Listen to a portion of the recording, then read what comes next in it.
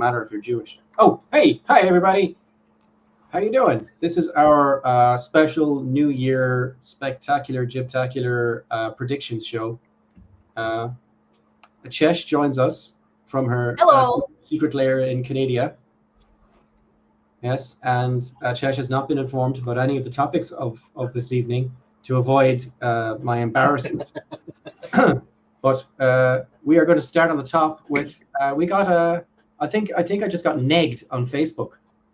I think I just got negged. What happened was we got a comment about the show, and it says it's from a Facebook user called Katia, and it says y'all. So I guess Texas or whatever. Y'all listening to the Jib podcast by Seamus Gagan. Full stop. Right? That's negging for a start, right? If not, I recommend it. Okay, sure. You have to put in a little bit, you're really making that dress work for you. It wouldn't work for everybody, that kind of thing.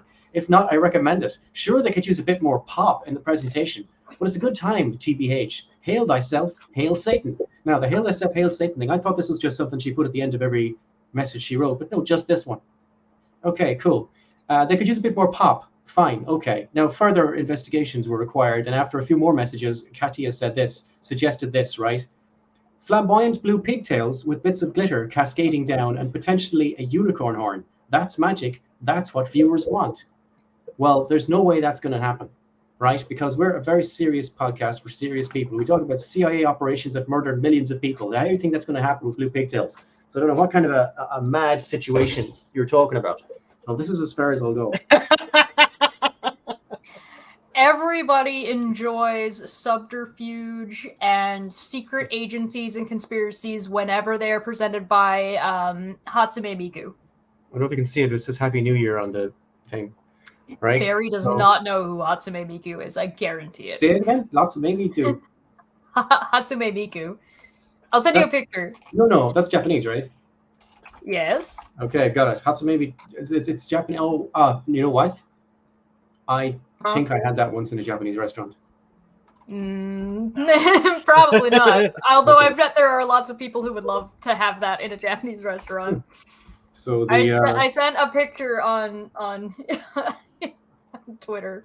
Sure, I'll have a look. For anybody not, so we talk about millions of dead people. So it's definitely lots of pop. For anybody who doesn't know who that is, Hudson and Maanyaa is something called a Vulcanoid, which is a digital performer. She's basically a VTuber, but everything about her is synthesized. But she has very long blue pigtails. Oh, was that a reference I missed then? Was that the intention? Oh, okay. That I missed all that, and I wasn't being nagged. I was just being. Oh yeah, I don't know if they were making that reference. I definitely made that reference. Okay. It is possible though. She doesn't have a unicorn horn, but there is definitely lots of sparkles and magic. Well, she said potentially a unicorn horn, so I guess everybody has potentially a unicorn horn. Vocaloid, right? Sorry, I pronounced that wrong. It's Vocaloid. Oh, that's green. Oh, come on, get off it. It's Aqua, close enough. It depends on the picture. Sometimes it looks more green, sometimes it looks more blue. It can be any color. Agree that's not a professional outfit. She'd never be hired by the bank. You'd be surprised. The things you focus on. Oh, these bubbles were. Have you seen advertisements in Japan? No, I haven't. A bank would absolutely hire her. Maybe. From what I can see, Japanese culture is 50% based around pedophilia. I like how I show up and it's immediately anime, but it's still Barry's fault. So yeah, this is pop, right? And there's bubbles. And I'm going to periodically refresh the bubbles. Anytime we talk about massacres or murders or anything, I'll just add a few more bubbles for pop.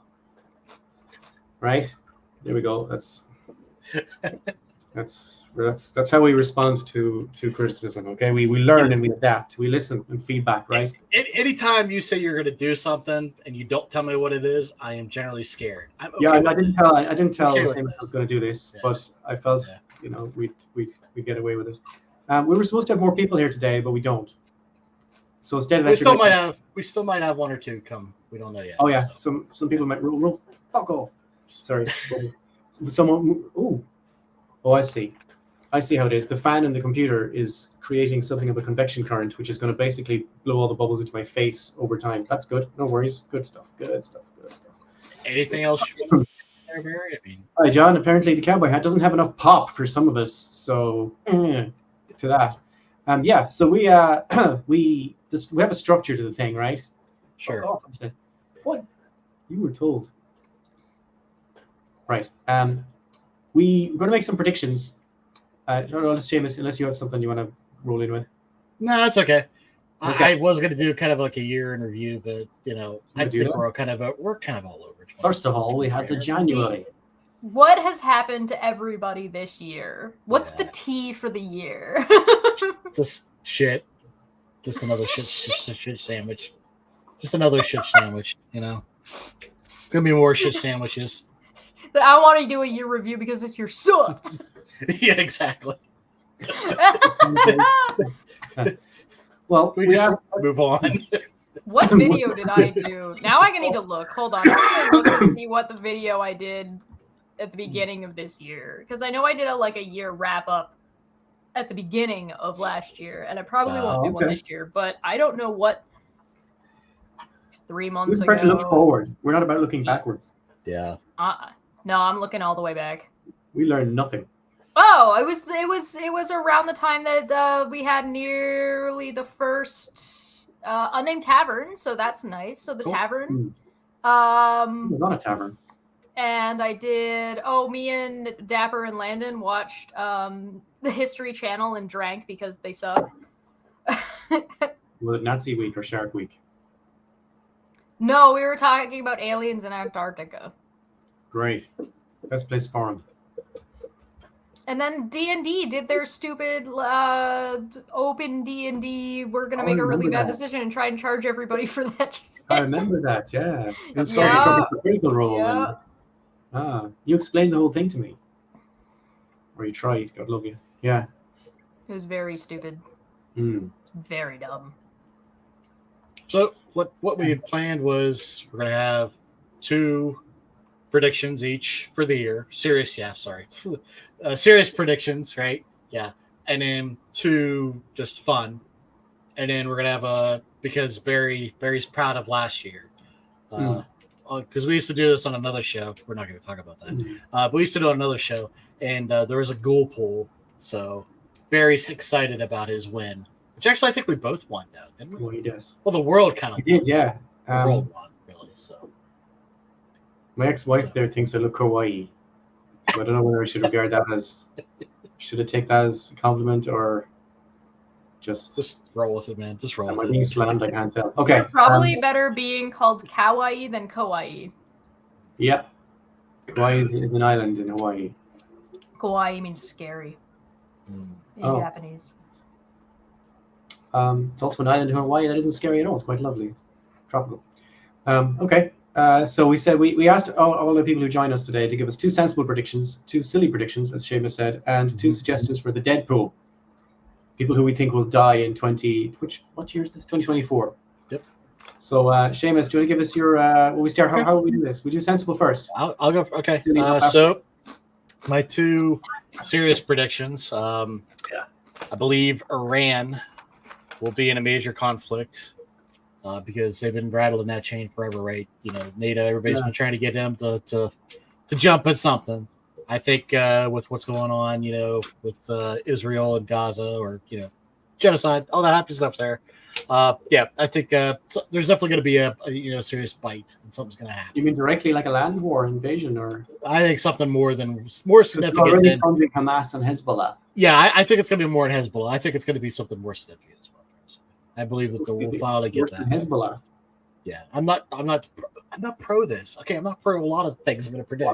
I'm just telling you what I think might happen. So. Oh, okay, sure. Okay.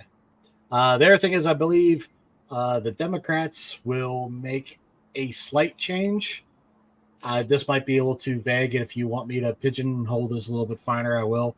But I believe that the ticket will be that Gavin Newsom's going to be added to the ticket for the president. He will be either added as the actual president, replacing Biden, or he'll replace Harris. Gavin Newsom. Yes. Where are you getting that from? I know because he's already been in open debates with presidential candidates on the RNC side. The DNC would not be okay with that if he wasn't going to be. Plus, he's already, he's already on board with all the same people that are in the higher ups of the DNC. Yeah. And I mean, you don't have to be a genius to look at the polls and see how bad Biden's doing right now. I mean, as a sitting president following Trump and Trump coming in, as much as everybody hates Trump, he's losing to Trump right now, extraordinarily. So I think if they're going to do something, the DNC, I think that's the move that they'll make. Well, Newsom isn't the worst. I like him. He's okay. I mean, I have issues with him, but I hate them all, so it doesn't matter. So this is my too serious. Was that the guy who was debating Ron DeSantis not too long ago? And I mean, you can put pretty much a brick beside Ron DeSantis and be charismatic, but he did a pretty good job from what I saw.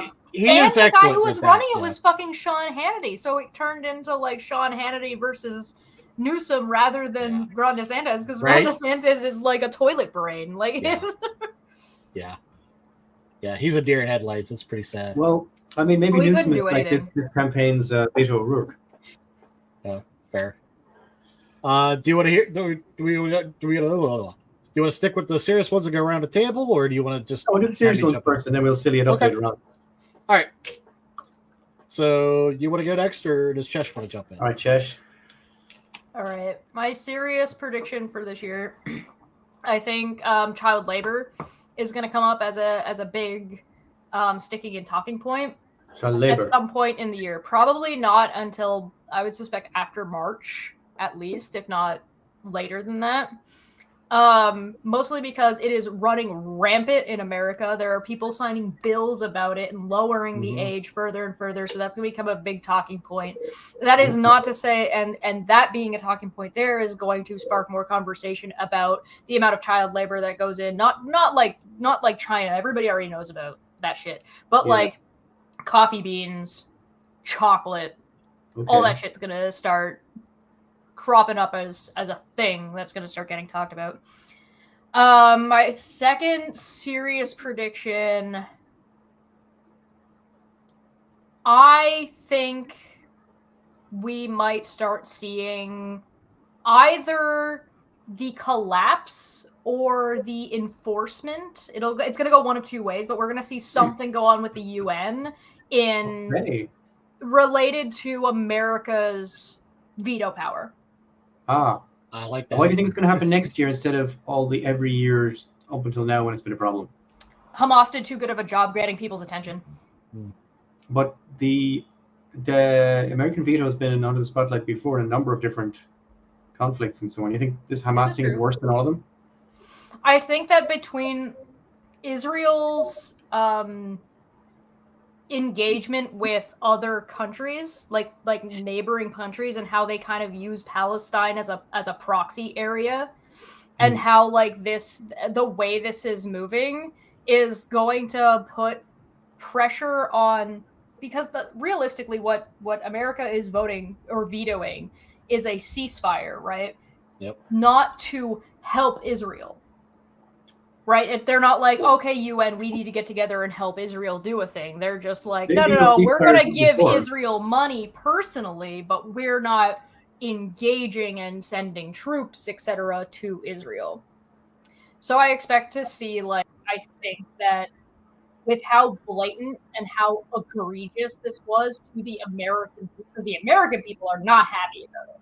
And that's the biggest difference with the ones that have happened in the past, is the American people are pissed. And so I imagine the longer that stretches out, the more the UN and depending on who gets the presidency is going to tip whichever direction that's going to go. Maybe. Yeah.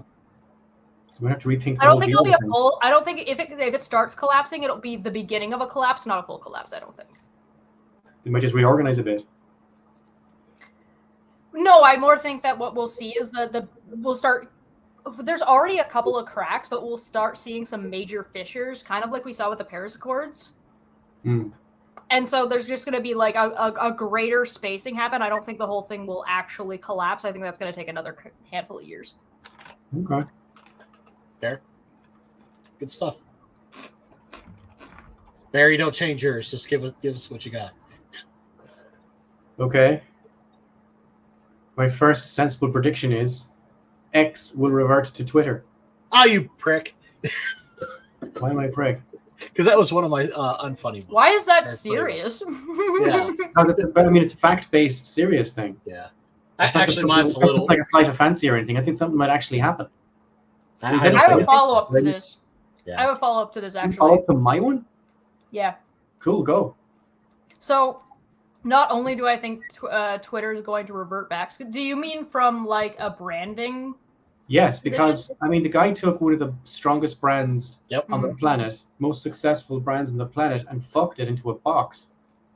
So let me guess. Your next prediction is going to be that Max is going to go back to HBO. Jesus. Okay.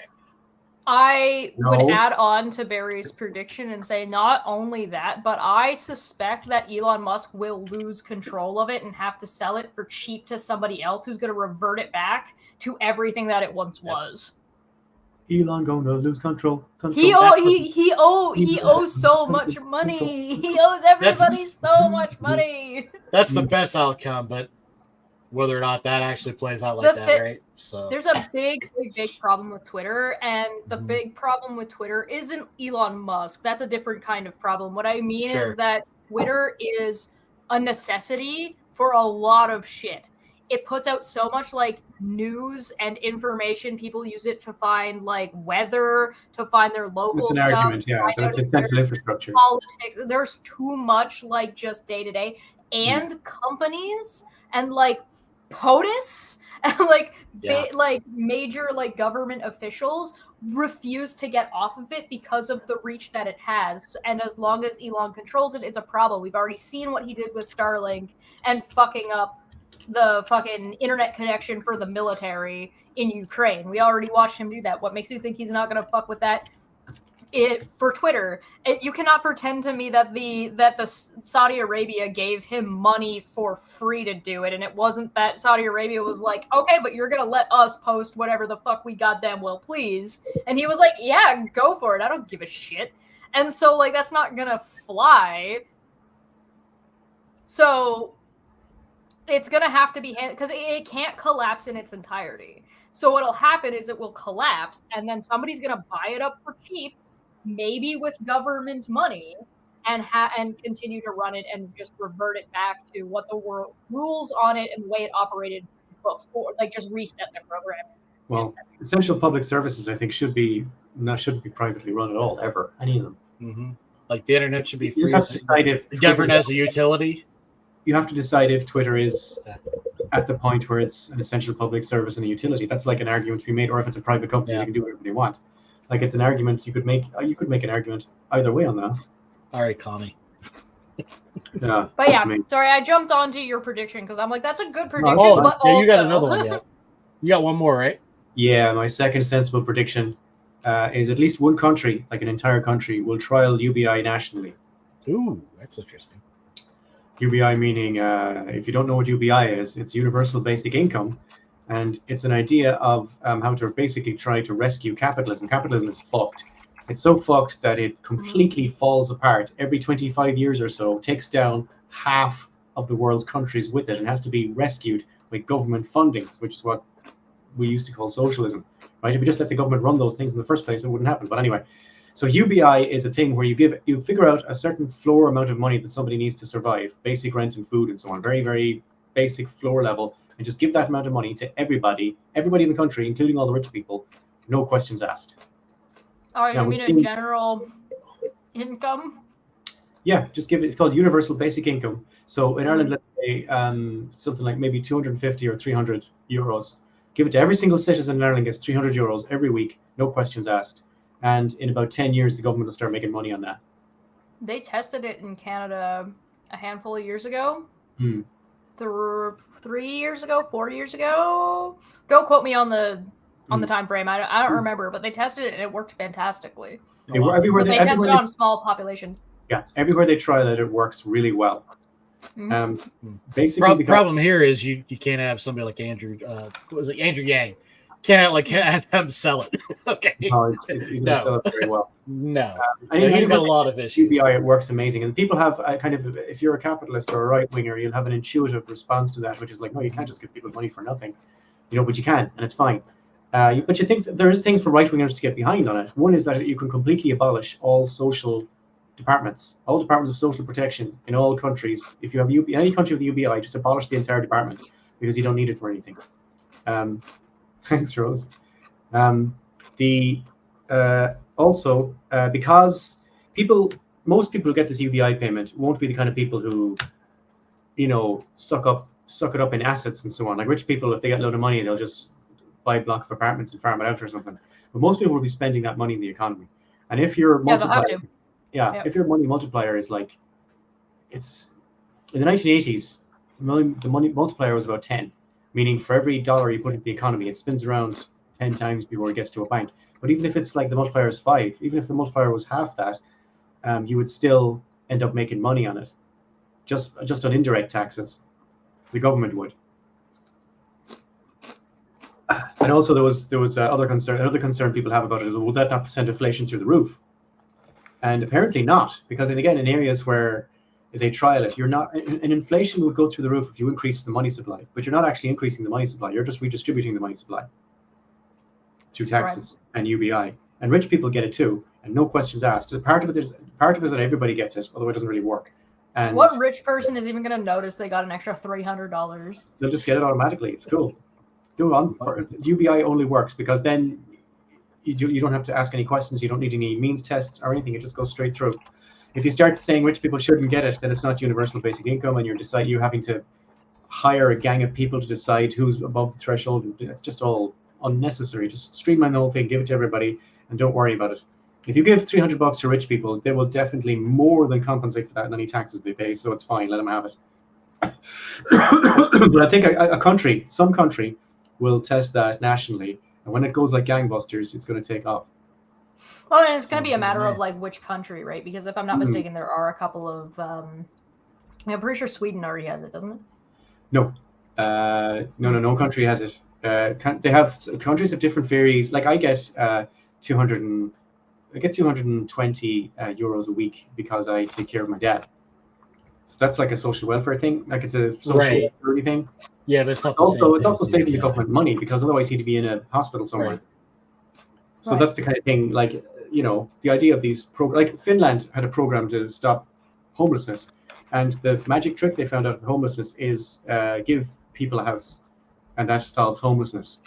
And it sounds weird, but in every other country that isn't Finland, getting a house if you're a homeless person is incredibly complicated because you have to jump through all these hoops. You have to kind of prove that you're not a drug addict and blah, blah, blah, blah, blah. And you have to go through all these systems and so on, right? In Finland, they didn't do any of that. They just gave them a house and then let them worry about their problems, their substance abuse problems or their I don't have a job problems or whatever. Switzerland or Liechtenstein. I don't think so. I don't think Switzerland has it. I don't think Liechtenstein has it. They have programs that are like it, but not quite. Some countries have something like it. I know in one of I think it's United Arab Emirates, and one of those places, they get like a check for $5,000 every year from the oil revenues, and every citizen of that country gets it. But that's not really UBI. That's just sharing the profits of the oil industry. And as far as I know, in Alaska, every citizen of Alaska gets a check for like $1,000 a year from whatever they're doing in Alaska. Is it oil? Is the oil again? But again, that's not UBI because it's not. Nobody's calculated the floor and nobody's given it to everybody to profit sharing, I guess. Yeah, but it says communism. It's oil. Yeah. Okay. So the workers should control the means of production and so on. You don't have to lose with your chains. But that's not UBI. The amount of unionizing this that we've seen this past year. Yes. More. Exactly. Give me more. Yeah. Sean Fain's a bad motherfucker, man. The auto workers leader. He's a bad motherfucker. I fucking love him. The reason UBI saves capitalism is because the whole point of capitalism is the free market decides the value of stuff, goods and services, right? And you effectively vote. This is why it's supposed to have a democratic principle. You vote for the goods and services that you like better with your cash. And then the goods and services that get the most cash are promoted to the top of the economy. That's the whole point of capitalism. That's what capitalism is supposed to do. But if you don't have money to distinguish between goods and services, then you don't have a vote. So you can't say capitalism is a democratic system if a bunch of people don't have a vote and they don't have any choice at all. So this UBI thing gives people a bit of freedom and a bit of legroom to make capitalism work if capitalism is your thing. It would certainly slow down all housing crisis, everything that's been fucking the capitalist system, like housing, food, and such. Yeah, they agree there's making sense. The local interdimensional cephalopod. I think the first thing that people need to understand when they're going to talk about like politics and where politics should go and whether or not you should be doing capitalism, socialism, whatever, what have you, particularly in America, the first thing you have to understand is that it is not a free market. And until you understand that it is not a free market, you can't have the conversation. No capitalist country has a free market. None of them. Yep. None of them in Europe are free markets either. They can't be, because you can't run a free market and not expect total chaos the following morning. Everything has to be regulated. The question is just how much do you want to regulate it? And I've said this before a few times on my Twitter feed. I said Americans, you expect them to be super capitalist and so on. But Americans are perfectly fine with socialism and sometimes even communism, as long as you explain it without using those words. If you explain socialism and communism without using those words, a lot of them will just say, oh, that sounds like a good idea. Workers should control the means of production, you know? I made a video laughing at Jordan Peterson because he lost his lawsuit. Because he tried to sue, or he tried to like bring a lawsuit against the Canadian Board for psychology licensing. Yes. Because they were like, you can't just do this. You can't just say wrong things about people and put them in danger while using your position as a licensed therapist to validate what you're saying. There must be some particular thing that pissed him off, though. What did he say in particular that switched? Yeah, up yours, woke moralists. We'll see who cancels who. He was mad because they told him he needed to do a course on like. He's like, they're like, you either come and show up to the board and present why you shouldn't lose your license, or you take a training course about how to like disseminate information, right? Those were his two options. He opted for option 3. I'm gonna sue you. He forgot that this was Canada. And so he lost, because of course he lost. He said he was going to appeal. Because, like, believe it or not, you're not entitled to a license, whether you've done the schooling or not. If you go to driver's school, you're not entitled to the license. You actually have to pass the exam. And if you fail the exam, you don't get a license. And if you're on the road and you're driving like an idiot, even if you have a license, you can have that license revoked. Welcome to the way licensing works. This is not, by the way, a government body. This is not related to the government. This is its own thing. It operates regulatory body for government. psychology. It's a regulatory body for psychology. Yeah. Correct. Exactly. So he sued, lost, said he was going to appeal. I made a video laughing about it because good, fuck him, ha ha ha ha ha ha. And people in the comments who are Jordan Peterson fans said I was a capitalist for supporting a corporation, therefore I was a bad person. There is no corporation. And then other people said that I was a communist for supporting the government. There is no government involvement in this except for like the legal system. And not like being against free speech. Have you ever seen? I've never seen so many sensitive people as when I criticized Jordan Peterson on Twitter. Oh my god! His fans are so sensitive. Like, for a guy who's saying be resilient and don't be a snowflake and so on, his fans are very sensitive to any. Well, so is he. So is he. He's a weak-willed bitch. He I'm really gonna start responding to all of them with "Show me a picture of your bedroom" or "Shut the fuck up." Yeah. Because if your bedroom's not clean, I don't have to listen to you. People like, but the tone they adopted was very much like, you know, a 13-year-old trying to explain an unsuitable girlfriend to his parents, you know, like, you don't understand her like I do. He's like, yeah, I know, but he's like in Canada. He's not your friend. Like, you're not dating him. It's fine. It's He's fine. a piece of shit. He's a piece of shit. He's wrong about a lot of things all the time. Well, I used to love his videos, the ones he did on mythology and so on. Before he went to the Canadian government, he says, "I will not say he. If you make me say he, I will still say she." But before he did all, like Section C or something. Are you talking like you enjoyed his stuff pre Bill C-16 that he's just been lying about. So before he got internet famous for being a liar. Yeah, I liked his stuff. He did stuff on Disney movies. He did stuff on mythology and stories and Bible stuff, and it was all incredibly interesting. Like it wasn't like factually correct, but it was certainly very that interesting. That doesn't make it not interesting. No, right. The thing is, like I've always thought about Jordan Peterson. Besides his like medically induced coma thing or whatever the hell he did. Before that, the dude made my skin crawl. Like that, listening to him talk, like the hairs on the back of my neck just. Kermit the Frog voice. Yeah. I don't know what it was. But you like Muppets. I just got like as soon as that dude started talking, it was like trigger response. I don't know. I like. Afterward, I'm just like I don't care anymore. I don't know what it was about like the way he spoke or what he said. I don't know what the way he like held himself. I cannot tell you why. But like if I watch older Jordan Peterson stuff, I'm just like, nope, fuck this guy. I don't know what it is. Fuck this guy. That guy pops. He dresses like a Batman villain. Yeah. He pops. He does dress like a Batman. Do you see his Twitter suit? Yes. Yeah. He's got a Twitter suit, and then Elon Musk rebranded it to X, so the Twitter suit is garbage now. Yeah, the X suit. You just have to get like X's all over it. So look what I'm doing, Elon. Oh, I love you, Elon. Oh, it's so funny. I know. He joined up with the Daily Wire and stuff after his coma thing. Yeah, he went hard. And so like anything after his coma thing, I'm like, this is like no response at all. I'm like, this is just stupid. Yeah. It's strange to watch people being radicalized in real time, and I've seen it a few times now with a few different people. Like they start off saying something like they have some shitty opinion, and then they get a bunch of people come in and say that's a shitty opinion for the following reason, and they say, oh yeah, well here's a shittier opinion, and like I mean, and then they do like it's like how if you hate, like let's say you think Israel's great for murdering all these Palestinians, that should not allow me to predict that you also hate trans people. Do you know what I mean? There should be no connection there, but there will be. They're just watching people fall down the stairway of bigotry, and they just hit every step on the way down. Like, why are you collecting shitty opinions? Can't you just have one shitty opinion? Why do you? We used to do a show with a guy like that. Well, we don't just have one shitty opinion. We have all the shitty opinions. I don't know how John feels about Israel, so I can't say that. Oh my god, I had so much. He absolutely thinks how you think he would think. Trust me. Are you sure? Yes. Did you see his feed? Yes. Oh no, really? Yep. I'll go look right now if you want. No, please. No, let's not. I should have brought his ass. So yeah. So basically, yeah, it will allow you to predict these things then.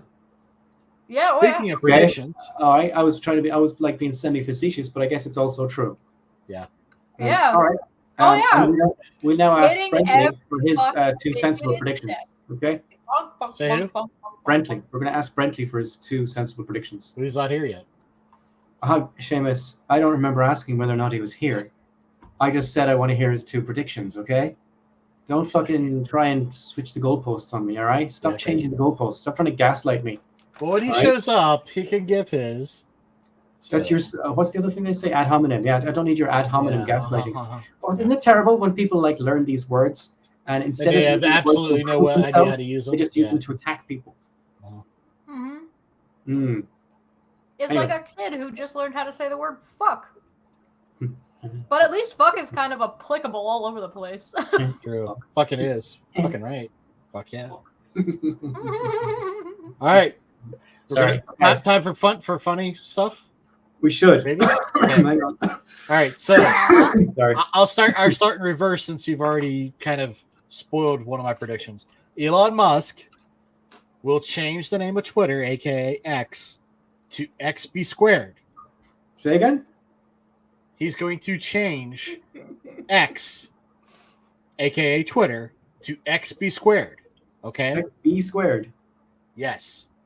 All right. And posts, aka tweets, will be roots. So people will be rooting a lot on XB squared. Why XB squared? What does B stand for? Do I have to explain the joke to you? Yes, it's a bad joke, but you just made it worse, Barry. I haven't. Have I? B squared roots. Yeah, but why B? I don't know. Because if you do XB squared, I don't know if it's like X times B squared or XB squared altogether, which would be like X squared. Okay. I just times 2XB plus 2 plus B squared, which would be the equation of the circle. be all right. That will resolve in the following way. Can we just roll with it sometimes, Factor Barry? it Just out. roll with it. You have to make this so hard.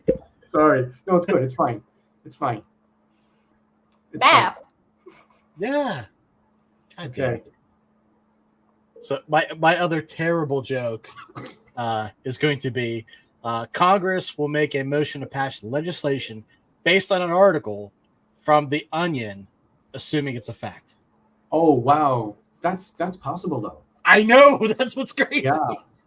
As I was writing this, I was like, fuck, that could actually fucking I happen. saw somebody on Twitter, they put an Onion article that says Israeli army tells Palestinians to go to next bomb site for shelter, right? Right. And they did that as a joke a few years ago, but that's literally what the Israeli army have been doing, the IDF has been doing for the last week. They say, hey, go here, we're not going to bomb this place. We go to Al Jarrah or whatever, we won't bomb that place. The following week, boom, boom, boom. Go to these refugee camps. Oh. You'll be safe in refugee camps. Boom, boom, boom. So I guess why not? They'll get an Onion article and they'll start saying we need to respond to this calumny that we discovered in the press. This calumny. Yes, that's the correct word. Yeah. Hey. So John Hudson's still trying to connect. Oh, cool. He's coming in. Fantastic. Then we have to hear his sensible one. He's there, but he's not there, and I don't. Can you see him in the Jesus Christ. It says the device is not connected.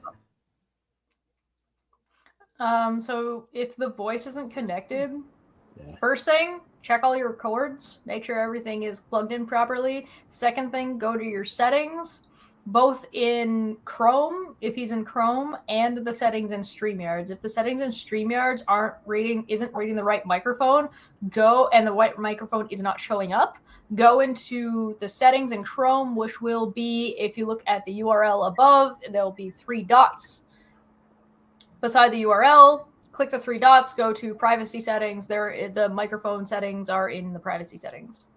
Privacy and security. Yep. Where are the microphone settings? I just sent him Scroll down. all that. So. Oh man, never tell somebody to click on settings on a live stream. Like, that's asking for trouble. But we'll see if he shows. Sorry. Anyway, Until then. Chesh, you have 2 silly predictions. 2 silly predictions for this year. Hell yeah. We're going to start seeing old school brawls breaking out in different political houses. So Canada will start getting them. America's gonna get them. It's gonna happen in the UK. People are just gonna start fucking punching each other across the aisle. It's gonna be fucking great. Cool. Just like mine though, it's fucking can happen. It literally is happen. Yeah. We're gonna start getting that. I also think that if Trump gets arrested and goes to a literal jail, we're gonna see a jailbreak. Yeah. Can a president run the country from inside a jail?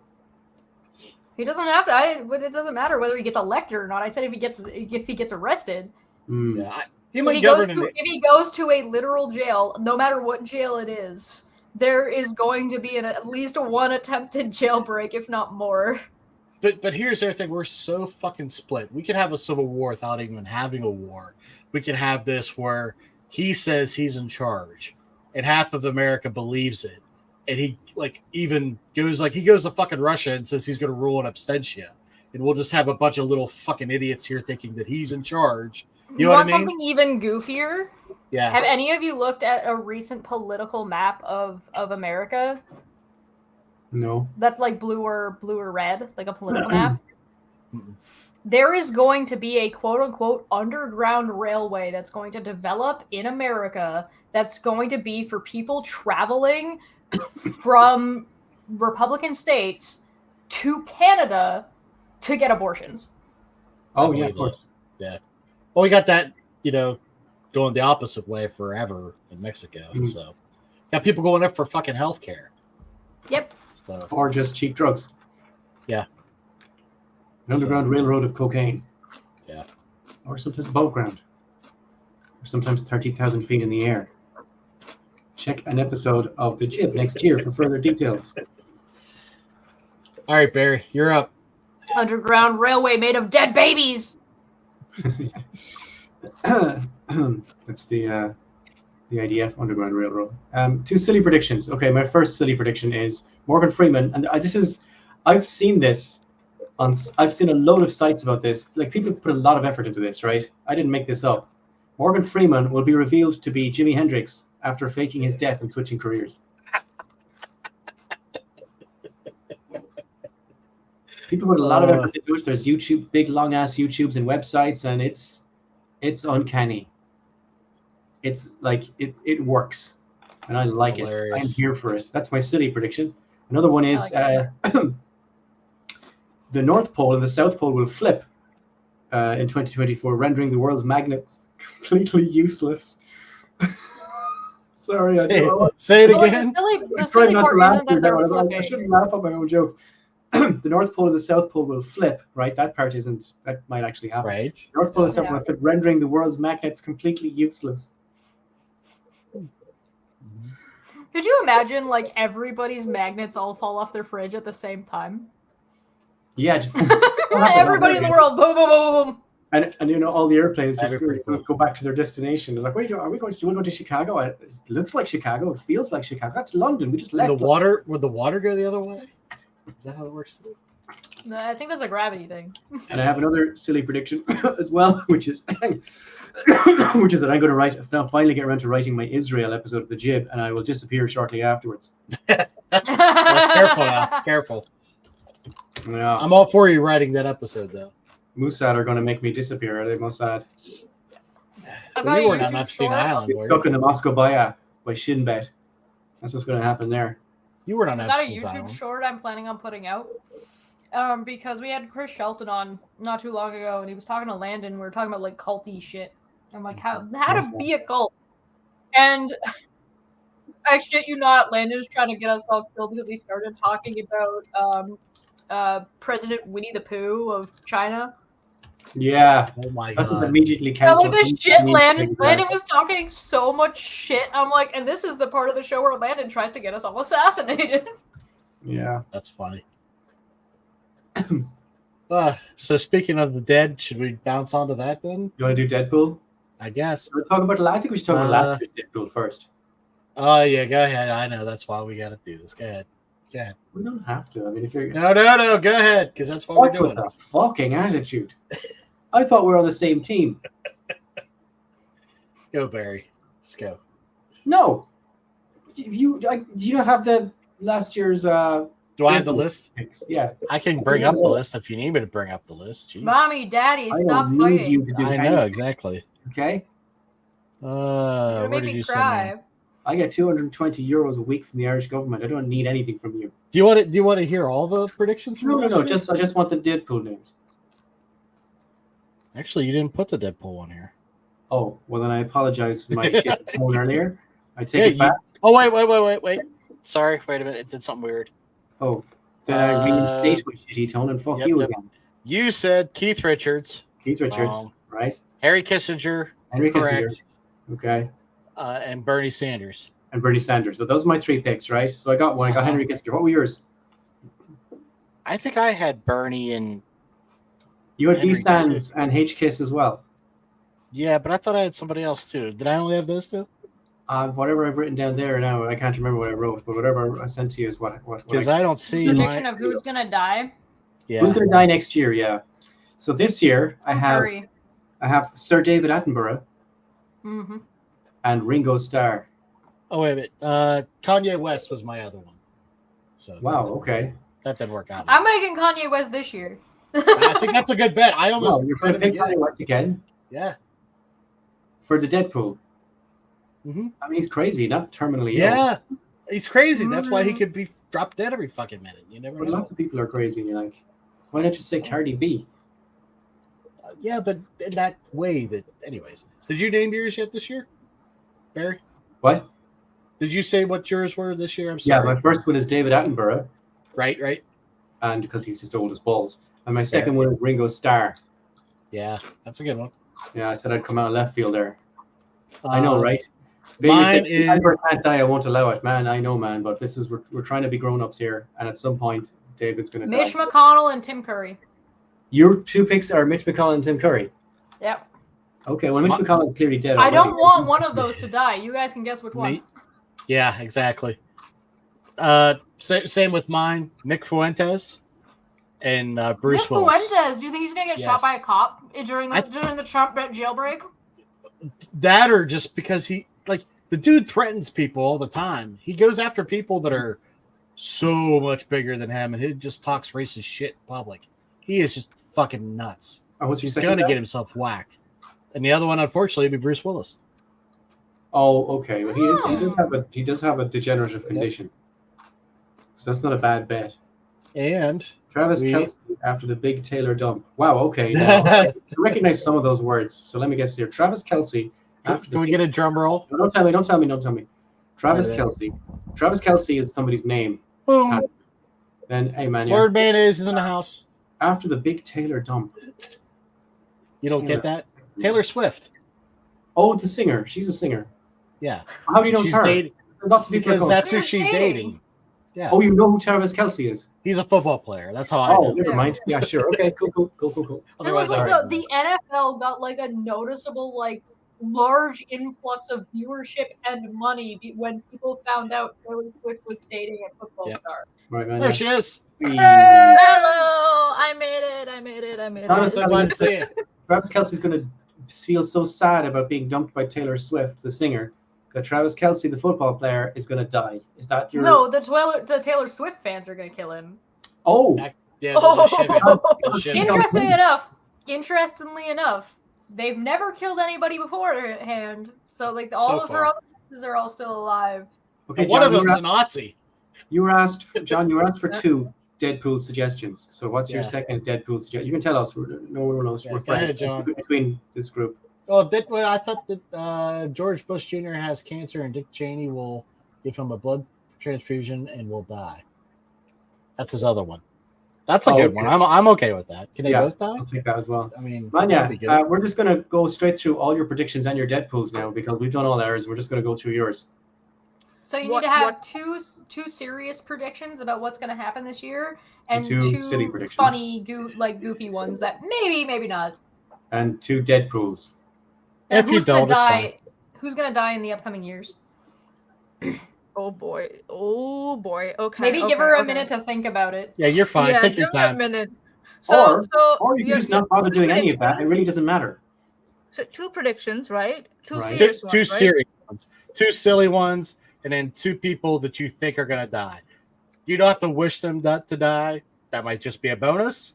Just to be somebody you think it's going to die because of age or whatever's going on in the world. Oh, okay. I need to write it down before I forget. You're fine. Take it easy. It's all good. It's all good. So 2 goofy, 2 serious, Are you writing it and down with a pen? 2 people who may pass away. Yep. Okay. Okay. Examples, I'll tell you mine, just so you can get a feel. I said Iran is going to be involved in a major conflict this year. Gavin Newsom's going to join the presidential ticket and replace either the president or the VP that's currently on the ticket in the DNC. My silly ones were Elon Musk is going to change X to XB squared, and tweets, aka posts, will become roots. No explanation as to how that equation resolves, of course. Anyways, and then Congress will pass a resolution, a law, whatever, based solely on an Onion article that they believe is real. Oh, look, John's got a silly prediction as well. Look, he said, I will survive. Okay, so yep. I've got 1 goofy, 1 serious, and 2 people I think who might pass away. Go for it. Cool, do it. People who might pass away. Donald Trump, and 2 Mitch McConnell. Oh, Mitch McConnell. Yes. All right. Yes. We already had Mitch McConnell. That's fair. No, yeah, Chesh said that. Yeah. It's not bad. That's okay. Yeah. Yeah. Well done. It's He so might already obvious, be dead, but yeah, I'm not wishing him dead but his health and the way he has He not might be been dead right now. well. you're not wishing him dead, right? Yeah, it's okay. I wouldn't wish anyone dead. So the goofy one is Elon Musk. I'm not will wishing sell him Twitter. dead. I'm begging him to die. McConnell. I understand your sentiment about that. I can, empathize with that sentiment, Chesh. Yes, I can. So the goofy one is Elon Musk will sell Twitter. Okay. That's what I said. Did you say sell Twitter? Yeah. Really? Yeah, that he'll lose God it for damn a it. price. Yeah, That yeah. was my We will- serious. we are- That was her hive serious mind one, though, session, but that's okay. I said I X. thought I said X. it was a reverse goofy one Twitter. because he's Wait, never wait. going to sell it. Everyone in this panel has said something about Twitter as one of their predictions. Well, that just Yeah. lets you know exactly how primary in the consciousness of the public it is, isn't it? Yeah, so it's all He good. still managed, and he managed to fuck it into a basket. Hey, let's Exactly. take this really Another successful one. brand and turn it into something else. Cherry Okay, Coke. so another one related to Elon, a goofy one. Yeah, go. Elon will launch his Hyperloop like train this year. Oh, the Boston New York one. No way. And one serious one that I came up with is Israel-Palestine war will stop and they'll come up with some agreement on a A silly ceasefire. one as well. Yeah, good. That's a silly one, yeah. I saw a comedian talking about stop saying that Gaza or people in Gaza are throwing homosexuals off of roofs. There are no roofs left. Wow. Very good. Well, that's not something Hamas does anyway. That's something ISIS does in Mosul and Kirkuk. Yeah. Hamas So will just I'm tell left their with parents one and let more them start series. there. So I'm left with one more series. I'm just thinking. Okay. thinking. In the meantime, happy birthday.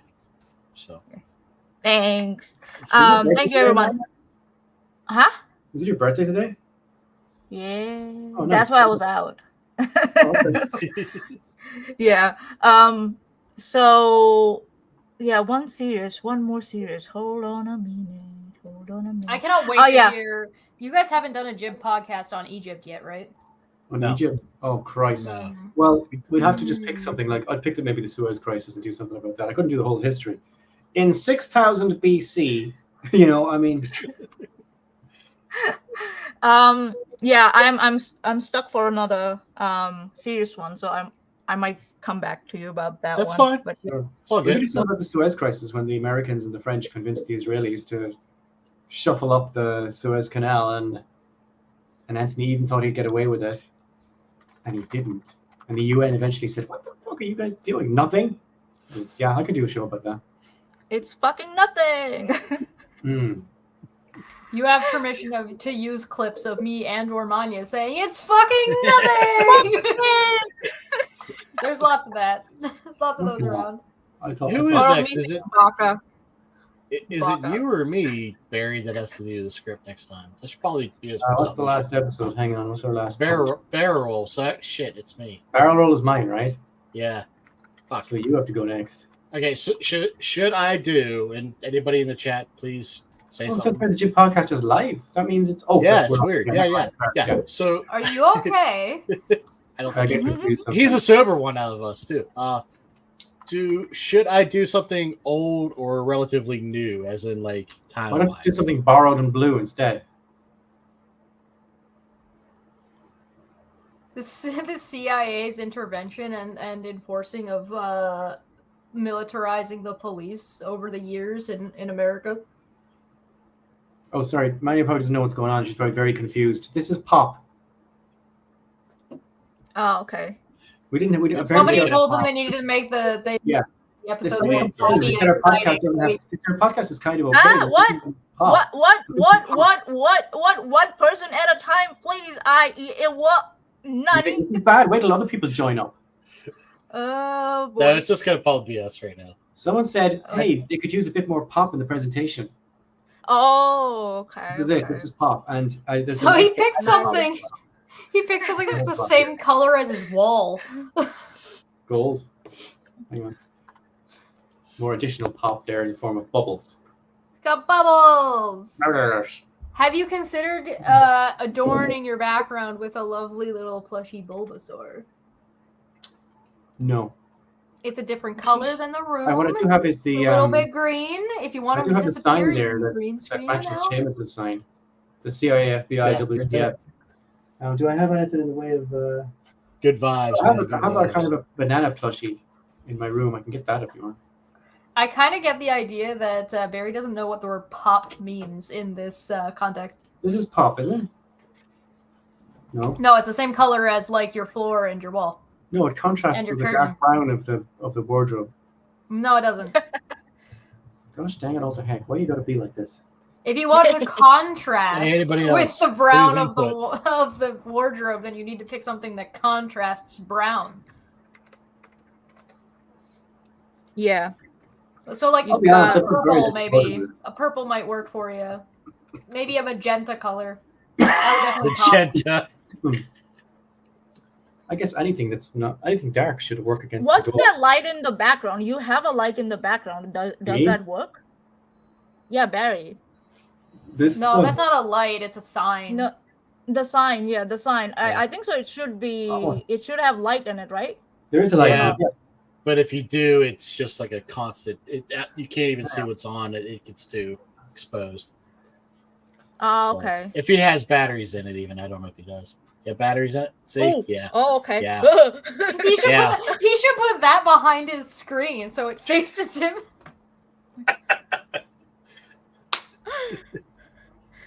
Oh, I see. Oh, brother. I Have can we stay here. I'll do considered it here. trying to convince Barry to dress up as Charlie Brown? Yeah, you know what?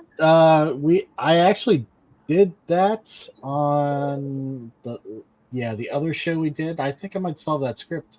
We could do that one, Barry. Which one? It's actually called the Battle of Blair Mountain. It's whenever it's not technically the army, although the army kind of funded them and gave them the armaments. Much like we, the American way, we give other people money or other people bombs to drop. We gave the coal miner company bombs and shit, and they literally dropped it out of the air on Union strikers. Where? In West Virginia. In West Virginia. Yeah. Yeah. Wait. The Remember U.S. that. government gave weapons to a Yes. mining company. Yep. Fuck off. Yeah. You have to write that script. Oh, I have the script somewhere. I'll have to find it because I did it on the old show. I could do that one. Yeah, we It's can do that. somewhere. Word. It's somewhere. Yeah. I thought the only time they dropped bombs on or they started attacking their own people was the race riots. The what do you call that? The race massacre. Where they killed all the black people because they were doing well. They dropped the. No, Tulsa. Yeah. Tulsa. No, this was all a Union thing. We should do There's a something. lot of things. There's a lot to that story actually. That You know what? is This is interesting. not. We'll do we that should- next. Yeah, this is not a brainstorming session. This is a predictions show for 2024. Yeah. We predict Yeah, we're how going to do that long- next. Yeah, how long do you guys think that it's gonna be before we're gonna get another like trust busting FDR situation in America? Actually, I'm sure it happens every year on some level. Nah. No, not that. Okay. The thing is, we don't have. Okay, so the problem is what people look at with FDR is FDR was literally Joe Biden. The only reason FDR is remembered to do the things he did is because he was pushed by actual labor unions and actual communist parties and stuff. There was actually, an infrastructure of those kinds of groups that had influence that are just now starting to swell. So, it's been a long time. They've been neutered and they're finding their way back. Until we get that again, I don't think we're going to have a lot of push because, unfortunately, so many of the fucking politicians are just, I got my serious one. Okay, go for it. So listen to me babble. Countries will start Disappearing. coming up with legislations for cryptocurrency. Oh, okay. that's a good one. Oh, Maybe. With the number of scams with cryptocurrency that have happened, especially with YouTubers in this year, it's gonna get cracked down on one way or another. Same with like centralized currency. particular, not Bitcoin. The other one. What's the other one called? Ethereum. Nope. Maanyaa, the other guy. There's the Shitcoin. two guys. There's Sam Friedman, Bankman. and then Sam there was the Bankman. other guy. There's the Bitcoin, and then he ran the other one. He was a Canadian guy. Yeah, the Canadian guy. Fuck my life. They are also facing now problems with their crypto. At Yeah, the this moment. guy, the Canadian guy, has been trying to work with the government for like a couple of years now to try and get cryptocurrency, or at least his version of cryptocurrency, legitimized through the government. Yeah, But he's then been it's not. trying. Then it's not crypto. The whole point of crypto is that it's anonymized. It's not attached to any government. It's not backed up by any government. That's the whole point, isn't it? Well, it is, but then there's also then there are anonymized channels all around the world related to social, economic, everything, but they still need regulation, in my opinion. Oh, It's no, because this guy's I'm not recommending. I think cryptocurrency. the whole crypto idea is stupid. There's like that's one part of cryptocurrency and why you would want it to be legitimized. The other is to sort of circumvent what's the word I'm looking for here? Exchange rates. Yeah. So like you don't if you there are lots of reasons why you would want to use cryptocurrencies, for example, like lots of arguments for it, but it not being regulated or not being reliant on are two different things, right? You can have something that is still regulated by the government, but does not rely on like the Canadian gold reserve type scenario. Right. But the point of these things was that they weren't attached to governments at all. Being regulated by the government is again against the whole philosophy of it. It's not possible to not end up regulated in some way, but you can do it without having it. Stupid. But you can have it without not relying on a particular government, right? Well, and so, even if you knew nothing about crypto, and you didn't know even that it was a currency or whatever, I think it would still be reasonable to think it was stupid, just based on the kind of people who think it's a good idea on Twitter or anywhere. They're all idiots. We can't trust people on Twitter to know if something's a good idea or not. They seem to be all tech bros. They don't seem to understand how basic economics works, and they can't predict that. They think having something anonymous and decentralized is a great idea, but they don't understand that any attempt to defraud or to steal it or to undermine it will also be anonymized and decentralized by definition and be impossible to track. So like eventually they're going to be, like you said, regulated by some kind of government, and then you're back into a regulated currency, which you might as well not bother with crypto at all. We already have a regulated currency that works fine. The thing is like, again, you can regulate something but not have it tied to said government funds, right? So like right now, Canadian credit and credit at a Canadian, like the Canadian dollar relies on how good and strong Canadian currency is, or the American dollar is related to how strong American currency is, which the system that works on is wishy-washy at best at this point in time, at the very least. And so having a currency that is not, it might be regulated by all these countries, but not reliant on their credit. Right. Yeah. Right. So that's valuable, right? Like that is a valuable concept, right? Because now you're not relying on the success or failure of a country and a government to currency getting devalued or further evaluated or something. Sometimes the value of a currency is determined almost entirely by how much of it people in different countries want to buy your stuff. Correct. Yeah. Yes. Yeah. Whereas, like with Bitcoin, it's just determined by how many people are invested in it. And it's not. And how much? Like, if you ask anybody who's invested in Bitcoin, just ask them exactly what it is and to explain it, and they won't be able to.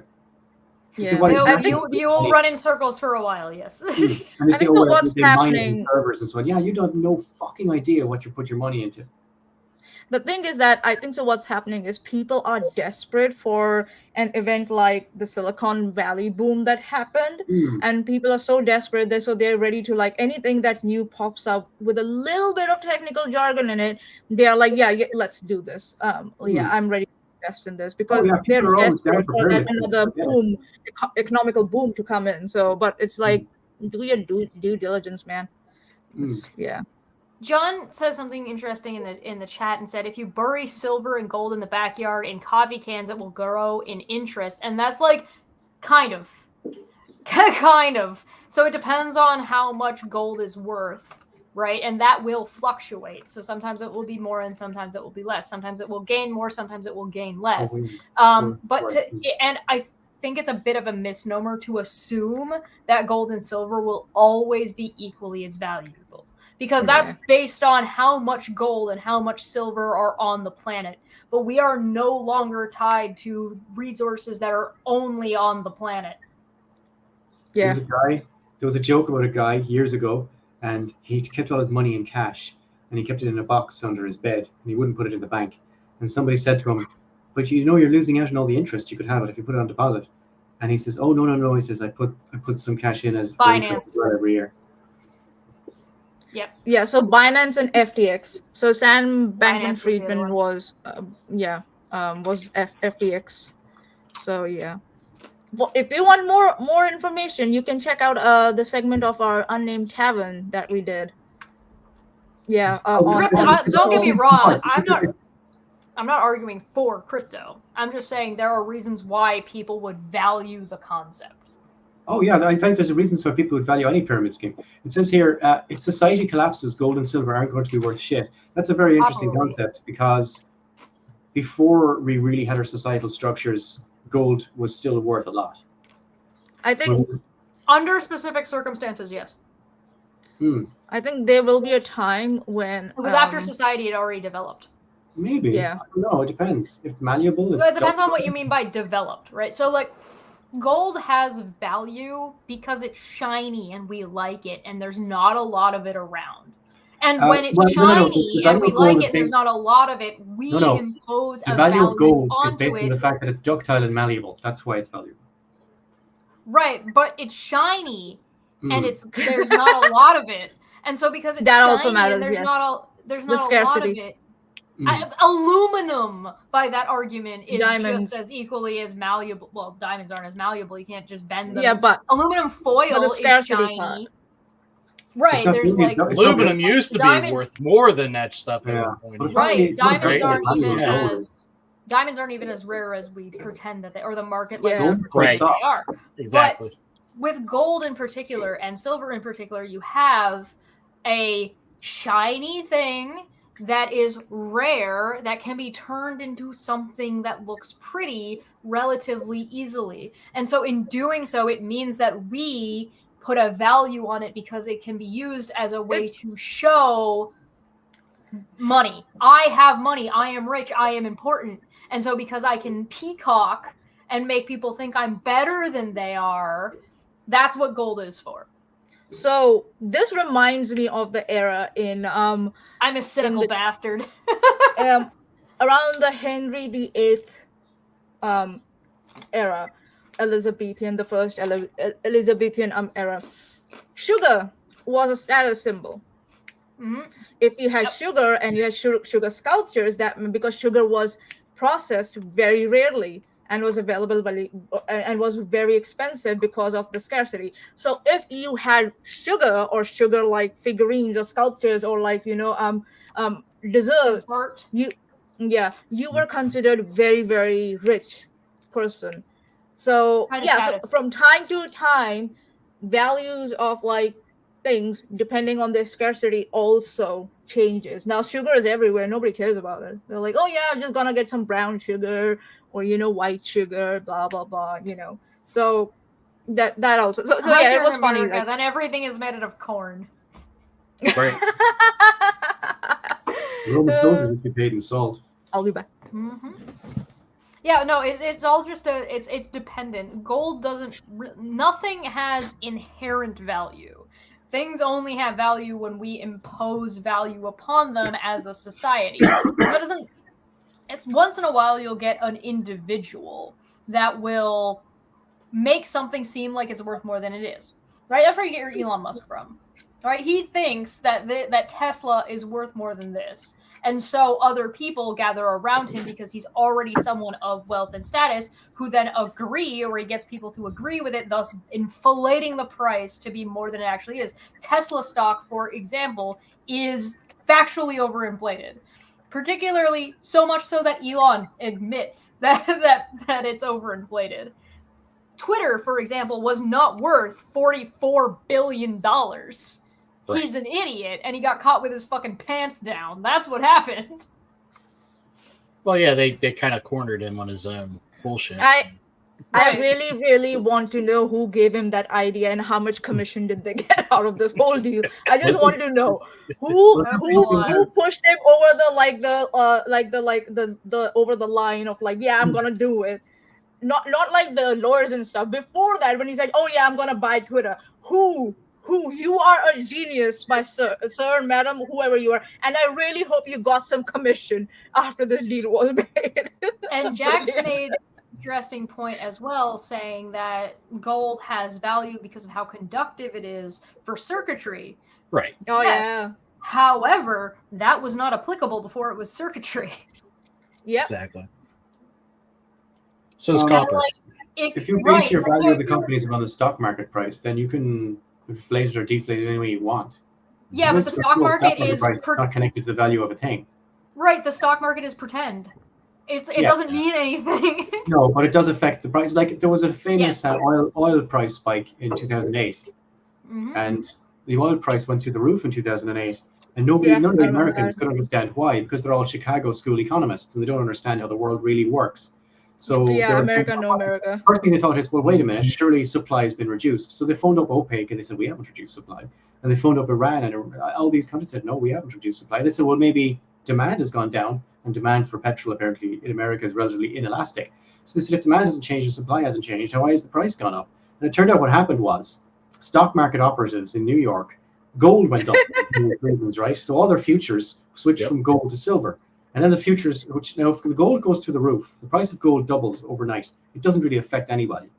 It just means people who were going to buy gold are now going to pay more.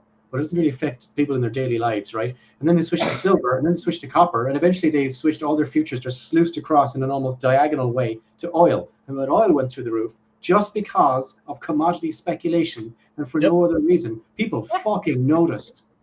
Yeah. Because it had a real world effect. Yep. That's like the diamond hoax that happened how long before the gold rush even, right? Before gold became a thing, there they found diamonds, right? But it wasn't even diamonds. I mean, it was diamonds, but it wasn't like found diamonds. It was diamonds found that these jackasses went into caves that they bought overseas, brought them there, and they threw them out in the caves. And look, I found these diamonds. And then again, speculation went through the roof, and then people rose the stock and. It's like a sign on a lake next to where I lived in California said the largest trout ever caught in California was caught in this lake. And they did not mention that the largest trout ever put into a lake in California was put into that lake the week before. Right. Yeah. There are two ways. I have two ways of fixing the current economic downturn, the economic collapse we've been going through since basically 2016, if not, 2012. Anyway, I have two solutions. One, have we considered turning it off and turning it back on again? And two, take away a zero from the end of everything. Everything. That's going to devalue accounts, everyone's everything. So if you have $2, now you take out a zero, you take out that decimal. 20 cents. Right. 0.2. You have $20 and you have $2. Right. You have $2 billion and now you have $20. 200 million. There you go. Pop. See, pop. $20. Basically, what it means is it will drastically, much more on a larger scale will affect the richer you are, the more you're going to lose. If you have $20, oh, taxing the rich kind of thing. If you have $20 and you get down to $2, it's not taking you a whole lot of time to earn back $20. If you have $2 billion and now you're at 200,000, it's going to take you a long time to get back up to $2 billion. But you're just devaluing the currency overnight. Yes, take out exactly correct. What about the prices of things? Everything. Well. You take a zero off of every amount that is owned by everyone. So if you're proportionally taking 10% off everything or 20% of everything, it shouldn't affect anything. No, because it doesn't proportionally affect everything the same way. Okay. It's super My goofy. thing is the more you think about it, the goofier it gets. The thing is we have to now get away from the trickle down economics. They don't work. Not in today's world. They're not working. It didn't work then. Yeah. It never worked. Yeah, we tried. Everyone tried. It doesn't work. So the phrase trickle down was invented, as far as I know, in the 1920s by a guy who used it specifically to make fun of the fact that people thought this might work. Oh, yeah. I remember that. That's it. Right And there. also, like, what was my point? Yeah, I think so. Chesh said that, isn't it? Corporation, big entities especially, they are focused so much on profits that they don't care about how much they're paying their employees and stuff. And I see a point there. Like, how much do you want? Like, to all the big corporations out there, okay, yeah, you want to keep a reserve for like future unseen costs. I get it. Disasters happen, you never know, right? And you want to maintain what your current infrastructure is. I get it, right? And then you expect some profit to come from it, off after all that. But how much profit do you want? Like 10 million, 20 million? How much is enough? And how and who gets the bonuses? Why are the board members getting bonuses? The people who are at the ground level who are implementing the image, whatever the board members come up with, should get the bonuses because they make it happen.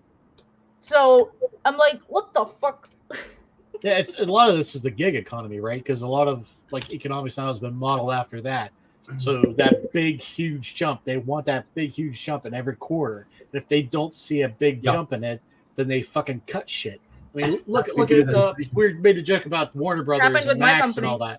Yeah, I mean, Warner Brothers comes in and they cut everything, they change, the logo, they do this, they all they want to do is burn down little bits to save money to show the point. First of all, we have to spend $5 million on a consultant, so we get in. They're doing this like it's a fucking video game, right? Because they want to earn the points. They want to be able to show that they've done this. We fired a lot of people, so we're going to be more profitable now. Yeah, we paid a consultancy firm $10 million, which would have covered everybody's wages anyway, to do this, to come to this conclusion for us, and then the CEO gets a $500,000 bonus. Yeah, that's a load. Because that's what he got hired for, or she. So yeah, we're going to merge the companies, which means we only need half the. It happened with my company, like this year. Don't get me started on mergers. We started doing our like annual health checks for our employees, which is part of company standards. Occupational health and safety standards that we should be doing. Annual. And then suddenly by November, I was told to pause them, and I was like, "What happened?" My plant manager was like, "Well, we made profit, but we made it less than what was last year, and everybody's panicking now, so everybody's shutting down spending at this point." Yeah, let me just pause my help. Yeah, there's really fun thing that credit is bullshit, right? Yes. Credit has been bullshit. It's always been bullshit. Credit just means how much you trust that bank to have the money that you gave them. But they utilize that money. That's what investment is, right? That's what you get back when you get an interest rate, right? That's what that is. So you're basically giving them the money to keep that money safe, and then they're utilizing that money, and that credit is how much you trust that bank. You go take a look at any bank in a country with any sizable population, that bank does not have that money. Not anymore. Absolutely not. If everybody was to go, this is a thing that happens to banks, and it has happened historically. Is this the plot of the what's that movie? The James Stewart movie? It's a Wonderful Life. Oh, It's a Wonderful Life, yeah. Isn't that the plot? No, this is the plot from an anime called Eminence in Shadow. Yeah. So if you take probably predates that, I'm gonna guess. So if this is a thing that happens if a lot of people go and rush to take money out of the bank will not be able to give you your money. It will not be able to do that. That's how Argentina collapsed in the 90s. Yeah, it's called a run. It's called a run. It's called a bank run. Yeah. Right, exactly. And so this is a thing that banks have to mitigate in the way and the perception that people have of the bank. So the reason why a lot of American banks collapsed when the Canadian banks did not, even though the same shit was going on, is because of the regulations that are around the Canadian banks. Right? And so the regulations, because the government was like, we regulate our capitalism more, not enough, but more. So that did not happen. That's where you get like your Goldman and Sachs problem, right? So also the Muslim banks didn't collapse. The banks in the Muslim countries didn't collapse either because interest apparently is haram. So they. Well, I use Canada as the example because we're literally next door. So anything that happens in America tends to happen here, usually at like a rate that's a little bit slower and a little bit like. If you look at a map of the collapse of the banking system in whenever it happened, it just seems like you see all these red, and then like the Muslim countries or these little green things. Some of those banks actually made money during. We talked about this. Maanyaa, do you remember like a couple of months ago, like near the beginning of the year, me and you and Landon had a conversation after one of the unnamed taverns where we were talking about how the American dollar was probably no longer going to be the standard. Oh yeah. And we were talking about which country would be next. We said did we say the rupee? I don't know, rupee or pound. I think so. Either one of those, if I'm not wrong. I think we said it likely wouldn't be the pound because Europe is currently having and particularly England is having the exact same fucking problems America is. But the reason we had said that it might be the rupee is because of how fucking tracked it is. It's like so on point about where everything is and what it's worth. So the new international coin would no longer be the American dollar. It would switch to the rupee. Yeah. What was it about Brazil, France, China, and another country getting involved in something to get off the dollar as their... The thing is that why dollar is valuable is because the OPEC that manages the supply of oil, majority of the oil in the whole world, they have made this, I don't know, treaty or agreement with America that they will sell the oil only in dollars. That is correct. Yeah, that was under Nixon. That's why that is correct. So they've been talking about moving to the euro for years. Yeah. Yeah. So if we have to switch from dollar to another currency for international, whatever trading and stuff, you'll have to convince OPEC to break that or to come out of that agreement and go with another country or another currency. If it's euros, they'll go for it. I can't see them going for rupees, but they might go for euros.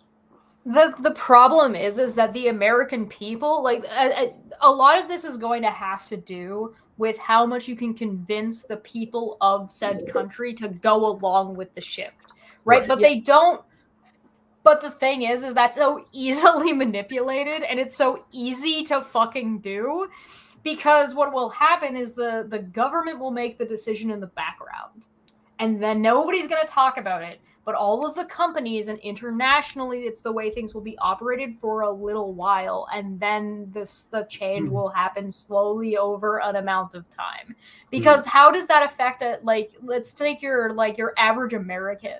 How often are they buying things at a rate that they actually notice the change internationally, like the exchange rate internationally? And the answer is they don't. They don't. It will be the rupee for 20 years before the American people fucking notice there's been a change. Oh, like, nani? When did this happen? And then there's going to be a whole big-ass racist argument on Twitter 2.0 squared. And then it'll be fucking... And everybody will be like, bitch, it's been this way for 20 years. What the fuck are you talking about? And then Jordan Peterson will be in a wheelchair on his third stroke, and then he'll be sitting there with half of his face tilted to the side, being like, "But women, women." I mean, that's probably the only saving grace of a Twitter, whatever we end up with, right? Is that the people are kept in the loop. I mean, that's why we have the groundswell we do with Gaza and different things that are going on in the world, because if you just plug into network TV or to what's being fed, none of the things we're talking about is even relative, right? We wouldn't know. You have this conversation with the average boomer. Yeah, they're like, what the fuck are you talking about? Yeah. We wouldn't know what was going on in Gaza without Twitter. Yeah. Or what I say, what is Sunday dinner for a lot of Americans, whenever they go see their boomer parents and they try to talk to them, and it's like, what world are you even in? You know what I mean? Yep. So. Yep. There's a lot of things that kind of go along with this, and it's like, as much as the world, but we love you, John. More interconnected, it in a way it's a double-edged sword, So it's great to be more interconnected, but in some ways it can be really, really bad. So when people immigrate, for example, they leave the problems in their home country behind so they can live in a new place that don't have those problems. But now it's not as easy to leave that shit behind because that information is available in those other countries. And so because that information is now available, you're going to get people who are from X, Y, and Z questioning you about U, T, and S, right? So let alone people who are in conflict with each other, running into each other in a different country. Oh, boy. Yeah. There was a whole movie about this. It was called Don't Mess with the Zohan. Mm-hmm. This is the classic same. line said they've been fighting for 2,000 years. They can't be much more at it. They won't be at it much longer. Brilliant. Chesh, correct me if I'm wrong. This is the same issue that's happening with the Sikh community in Canada, right?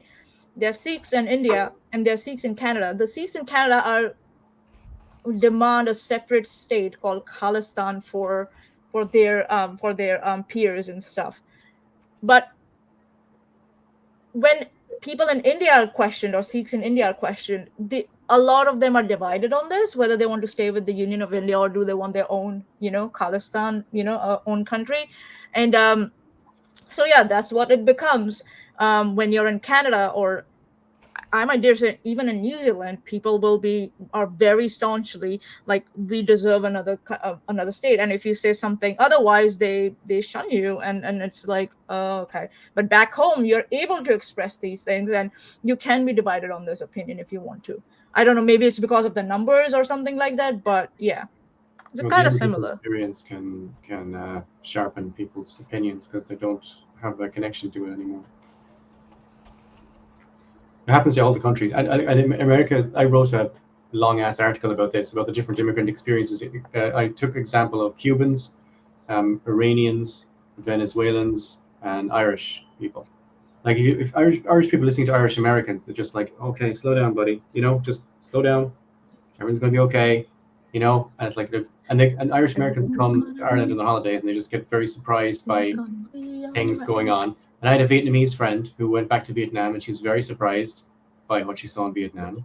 She wasn't expecting that at all. She was expecting to be like a barely functional shit heap, based on the fact that a lot of the Vietnamese people that ended up in America were obviously pro-American, what the communists would call traitors.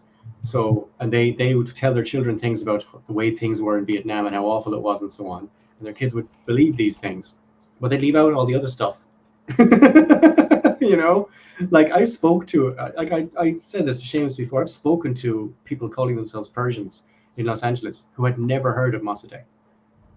Yeah. They never heard the name Mossadegh. All they knew is that, when my parents were in Iran, the women could wear their hair long and you could drink beer and so on. That's all they knew. The hair! Not the hair! The fucking hair! You guys will not believe the amount that I've heard. Oh my god, this person's hair, as if that matters. Well, they dismissed Chesh's arguments because they didn't like her hairstyle. They don't like that it's short on one side. I haven't even gotten around to shaving it again yet. Side I was shave? gonna What's do wrong that with today, side but I shave? didn't have enough time. Everything. No, I mean, what did they think? According to Jordan Peterson's fans, it makes me a leftist. And You should. I mean, it makes you bisexual, but that doesn't make you a leftist. yeah, they don't get that. Oh. On the other hand, if you ask like people that you would think would be a little bit more leftist, they're like, well, her hair is ridiculous, therefore whatever I personally don't like it, therefore she is wrong. I personally don't like her hair. Is that right? Yeah. So Ridiculous. there was one lady who got super duper fucking mad. Like her hair. Yes. Because she thinks that she had some kind of belief in me that I would be some kind of feminist or a radical feminist. Barry, a radical feminist.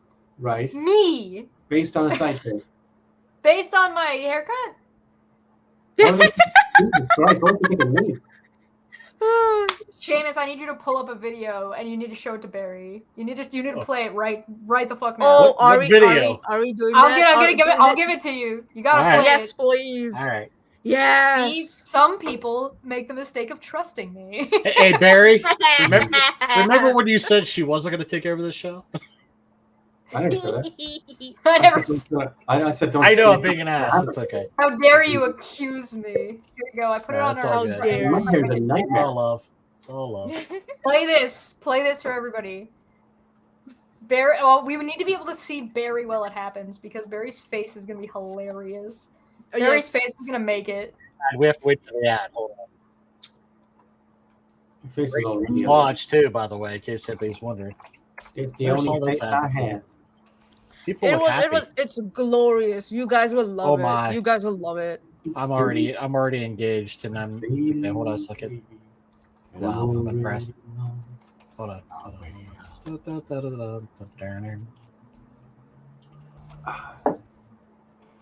Yeah, this is the kind of high drama and suspense people tuned in for with the live show. There's a blonde girl wearing white glasses. Right, ready? Is that real? Is that the one you wanted Oh, to see? Cheshire. let's Make it go. full screen if you can. Cheshire. Cheshire. Oh, Cheshire. so dance song. Cheshire. Oh, it's got that, like, fucking techno bass drop thing. I want to wear your skin as a suit, kind of. Like a chill wave, isn't She has no clue. Happiness is an inside job, baby. This is some bullshit, man. Chesh, this really is. Out of everyone we've known here in this whole YouTube community here over this side of YouTube, the one person I thought that I could trust and rely and depend upon, it was you. it? With me. You were the one I thought I could just depend upon. Fucking Cheshire. But it turns out you let me down again. You're letting me down again because you've never given me the credit of being the cult leader. It's not my cult. It's never. I'm never the man on top, so to say. Like even your good friend there. You really downgraded your friends, I see. Oh, She's the one to guys. lost. Me as the bottom bitch. So clearly you can't look at me as worthy of being a cult leader. I mean, what is it you think I don't possess? Do you think I would not be a cult leader? Do you think I could not be convincing? Do you not think I could be? Empty chair, the empty throne. Nobody gives a shit, man. I could be assertive? I mean, what is it you think I'm lacking? Cheshire. This is the most motivational video. What is it I'm missing here? What don't I have that would I actually trusted you qualify before. me Like, what the hell? to be Steve, to be the cult leader, to be the reason for everything everyone of you guys does? Like, Wasn't she? This one, she was drunk, I think so. I feel like Or my high or talents are just something. being overlooked. Hey, don't give up, okay? Yeah, Aaron, don't give up. Honey, I don't know. I feel like I'm just not being. I have full faith in you, unlike you not having in Chesh. It's.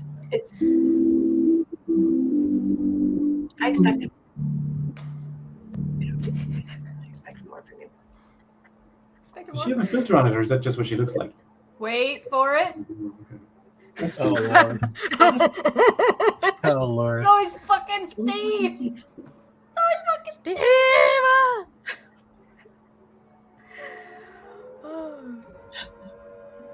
Cheshire. Cheshire. Someone's gonna have to do the electro remix on that. Cheshire. I hope somebody does. That'd be great. If you don't know what that sound You're is, pressing it easy. that's the siren from Silent Hill 1. The three-tone. The beep. Oh, okay. Yeah, that's so. Nah, that wasn't just a free one that came with my new program. That's why I did that. I had a new program and I was fucking around. Oh my. For making EDM No, tracks. this lady's so fucking bad. So I What are your thoughts, Barry? I want to hear Barry's thoughts first before I go. Sure, I don't know who that is, and I don't know much about Steve, but she sounds like somebody that you broke up with. Oh, you mean a rejected ex or something like that? Yeah. Oh, okay. Doesn't she sound a bit like? Doesn't she have that kind of tone? No. Yeah. Oh, yeah. She's very upset at me. Hang on. Apparently. Let's go. I'll be back in a second. Apparently, she had some kind of like an uncommunicated expectation that she was imposing upon me. She always does that. She always does that, isn't it? She comes in her DMs also. Oh, I thought you will let me know about this. I'm just like, I'm not a psychic or a telepath. How am I supposed to know you want to know about this? But I wanted to show you guys because I thought you'd get a kick out of like the 7 layers of jokes that are in there. I googled. I googled motivational quotes and just threw them in between and then just kind of picked ones so it made it sound like there was a voice in her head that she was attributing to me. So when she's like, I want to wear your skin as a suit, kind of, progress is an inside job. So like she's like, I'm never the cult leader. Progress is like the failure, or progress is failure in progress, or like shit like that. Don't give up. She reminds me of somebody from the 80s, and I just can't place it. It's driving me nuts. But yeah, she does have a filter. That's why she looks that way. Okay. And that was like the glitchiness that was going on, and like the quality of the video. That's her video quality. That's just the wow. Yeah. Classic.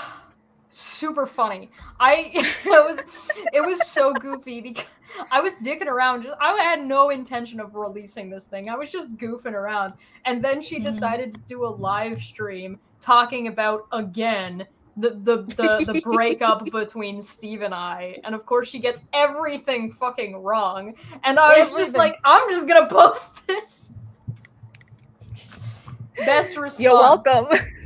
You're Best welcome. response. Oh god. Barry's response to that is like spot on though, right? That she's a jilted lover. It's like how bad did she hurt you? Really, tell us. Right? Point on this doll. Where on this what doll? What did Chesh promise you that she did not fulfill? Hilarious. I get like the amount of shit that I get up to. I was like, we were just like watching. We were just watching it for the sake of watching something because we were like all bored and something in Discord. Everybody was in the Discord. and it was like suddenly this fucking glorious clip comes off and she's like, "Oh, I'm going to talk about fucking Cheshire." And I was like, "Oh my god, this is brilliant." I'm not gonna lie, it made my day. All I saw was fucking Cheshire. I'm like, this is mine now. Thank you. My bitch. I appreciate this. Oh, yeah. Sorry. Shetty's back. Oh, okay. sorry, right. man. Stop I get paid by the government to look after him, so I have to look after him. Computer don't be that way. Life for me ended with DOS. Do I need to explain to this man how to use a fucking browser in DOS? Because you can do it in DOS. Well, we're like 90 minutes in. I think we're good. I'm not giving up. God damn it! I think we're gonna have to let that go. Follow my Until next time. Smitty, stop distracting John. Follow my explicit instructions. Right click, hit copy, go and open a browser. Right click in the bar. It's right there. It's in the bar. Right click, press paste. When you hit paste, hit enter and tell me what you see. What does it tell you? And I love you, John, but how many days have we said that we do a try run before this? Come on, man. Don't do this. Don't do me dirty like this. You guys need to tell me who John is, because I have no idea who this person John is. Hudson? Oh, John. Oh, he's fantastic. Yeah. He's a rock star. Forever. He also He basically invented Led Zeppelin. Easy. He trusted the wrong people. That's the problem. Nani? People with it. No, he used to be like a concierge for a lot of rock bands and stuff, so he's been around with it. A lot of fun shit. Dang. Yeah, Concierge. If she sure that's Good not the word dude. you use. No, I love you, John. I'm just fucking with you, really. Man. I'm Don't gonna be like bully that. you. Do So, exactly yeah, she'll as bully I you say. because she's like that. So Explicit instructions. Step 1, right-click the link. Step 2, hit copy. Step 3, go and open a browser. Step 4, right-click in the URL of the browser. Step 5, hit paste. Step 6, hit enter. What happens when you hit enter? I need to know what's there. This is a 10-step program. No, it's not. It is not. I reject this. could be his browser, could be his computer, could be a lot of things. Could be his brain cells. Right click and press fucking paste. John, you done it. How many drugs did you do? We'll get it sorted. We'll get it sorted. I'm teasing. Okay. We'll get it sorted before next time. No. Right now. Right click the link. When you right click the link, you will get a pop-up that will give you a bunch of options. Click copy. Click copy. When you hit copy, go to your browser and open a browser window. John, you never mind Chesh. You do whatever the hell you want to do. No, you do exactly what I tell you. It's all Very, good. Exactly as I say. This is a lost battle for you. Don't even try. You're in charge Don't of even yourself. try. John. Don't mind that. If you need me to explain it to you in DOS, because you can use your DOS to do this. You can give your computer commands. So is there anything else we need to talk about 2024 before we hit the 2-hour mark? John's gonna learn how to join a call in 2024. Yes. So We will make We that believe it. happen. We believe in John, yes. John just listened to the dummy goblin. That's me. I still do stuff with DOS sometimes. Well, not the command window, the command line window. Yeah. It will be interesting to see what will happen with the Palestine-Israel conflict that's going on. Will there be a ceasefire or what? The same thing is going to happen. The same thing that happened the last 20 million times this happened since 1947. Palestinians are going to get liquidated, and no consequences will occur to the Israelis. I had a lady tell me that she was pro-Israel, and she told me that Israel was not committing genocide. She didn't say me. She said in general. She was talking to a bunch of people. And she said Israel was not committing genocide because there were still Palestinians left. And I said, then Hitler. So my response was, then Hitler didn't commit a genocide because Israel exists. And then she got mad at me. Some people need Some people need throat punched, and that person need to be throat punched. That's just Jesus Christ. Did that just we are not sexist. We are gonna throat punch. Jesus Christ.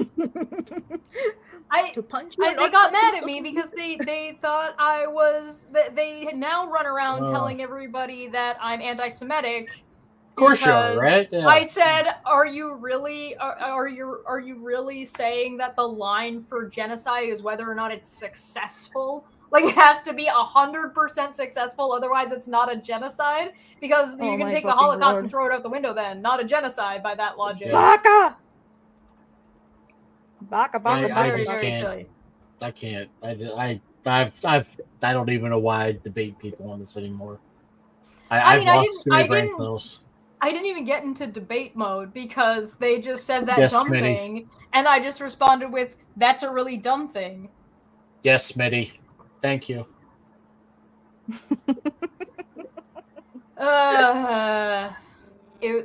It was very silly. They're mad at me to this day, where they keep trying to start this shit, and then they get shut down. But I mean, since when is there not somebody who historically is trying to dunk on me for dumb bullshit that doesn't fly? Dumb, dumb, dumb, dumb, dumb, dumb. We are dumb. Well, I mean, you have a weekly show based on that, so. A little bit, yeah. We have a weekly show called Well, Dumb Feck Friday. I mean, I'm not specifically somebody trying to fuck with you, but it just people be fucking. Did you see our Dr. Witnesser one? No, I did not. Oh god. Maanyaa, go. Maanyaa, go. Oh boy. So this guy, let me give you a little background. This guy would go on Twitch, if I'm not wrong, and go in Minecraft servers and preach to children. And he told once a Muslim boy that he is going to hell and his family is going to hell because he's Muslim. Or he didn't believe in Jesus. And then we called him out on his bullshit, like that, you know, and he's like, well, the parents are responsible for it. I'm just there to spread the word of the Jesus. I'm like, you're talking about adultery with them. What the fuck? Yeah. And just devolved into such bullshit. It was like glorious. How many hours was it, Chesh? Was it? I think that he ran away at then. Oh yeah, he bitch made himself. Yeah, he did. The stream itself with him. That's what you're asking? The time frame of that? Yeah. He didn't make it an hour and a half. And but the thing was, like, I think he only made it an hour, and the stream was an hour and 24 minutes long. Muslims are okay with Jesus anyway. They call him Isa. I think he's one of their leading prophets. He was in Minecraft servers or Fortnite servers. I think it was Fortnite. Yeah. Jesus. Yeah. Jesus was in Fortnite. Dr. Witnesser was bringing Jesus to Fortnite. To Fortnite kids. Yeah. Nice. And he told some Muslim kid that he's gonna go to hell. And then he described to me that, oh, well, no, that's not... I wasn't telling people that. I was telling people the consequences of their sin. And I'm like, okay, and what's the consequences of sin? And he is like, well, that's death. I'm like, so you told a Muslim child to kill himself? Is that, like, what are you talking about? And he's like, well, no, I told them that they would, that the result of that is hell, which is what? Which is absent from God, which is death? Okay, great. So now that we've come full circle and you're telling a Muslim child that he's going to die eternally because they've been conditioned that the only way to save souls, to get people to join their fun fan club, right? Their book club, is to scare the shit out of them, or the bejesus, pick your words, right? And that's all they know. That's all they know. They do not understand the consequences of their words. The kids will actually fucking hurt themselves over this shit. So he does this whole rigmarole.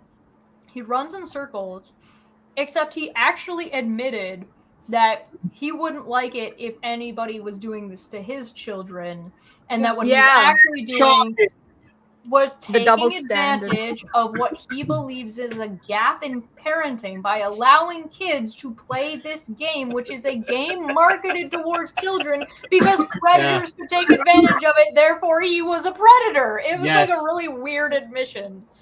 Yeah, it was like, and that's what happened. He bitch made himself, and then we were like, and then do you realize what you just said? Do you realize what you just said? And he was like, oh, I'm just talking to children about adultery, and blah. I'm like, why would you talk to children about adultery? I asked him if he thought children around the age of, what did I say, 9? 13?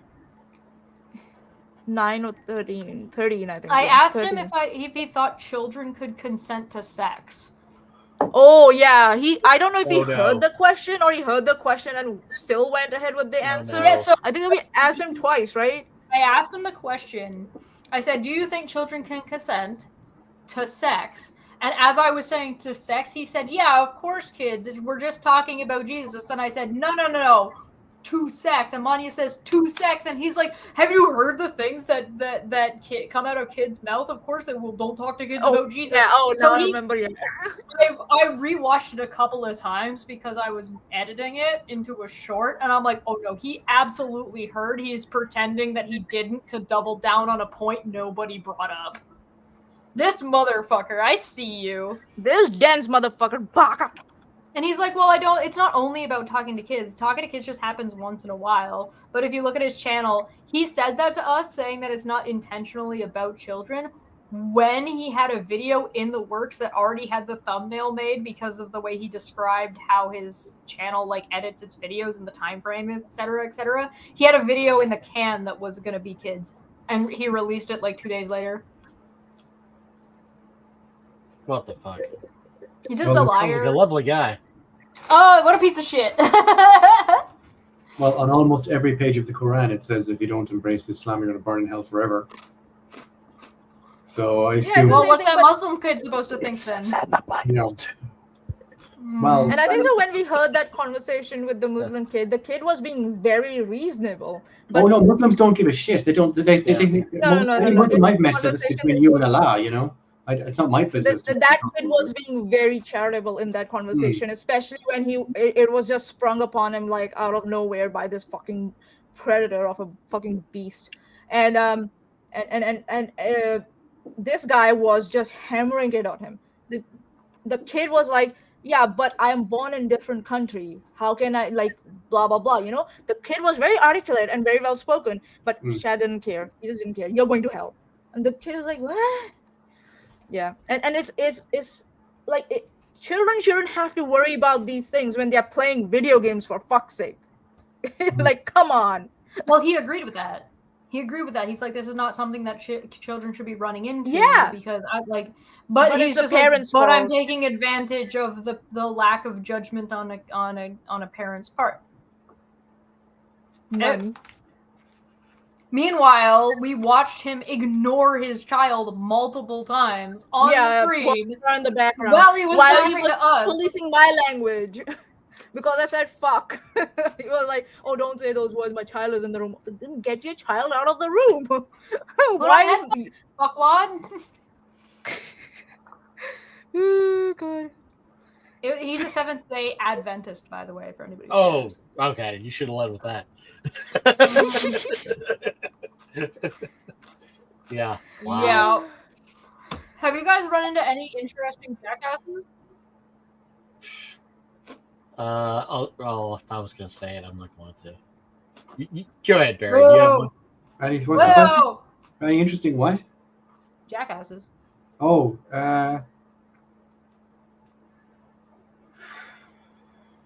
yeah.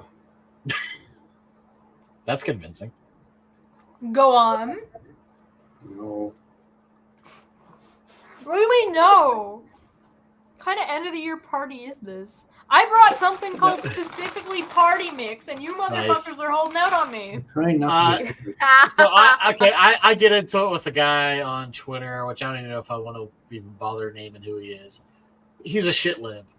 He just regurgitates everything that's on MSNBC and CNN, and he was literally sucking Mayor Pete's dick and going on about how he should be the next president. And I said, maybe ask the people in East Palestine about that. And he said, like, he has any control about what's going on in Palestine. Oh, East Palestine, yeah.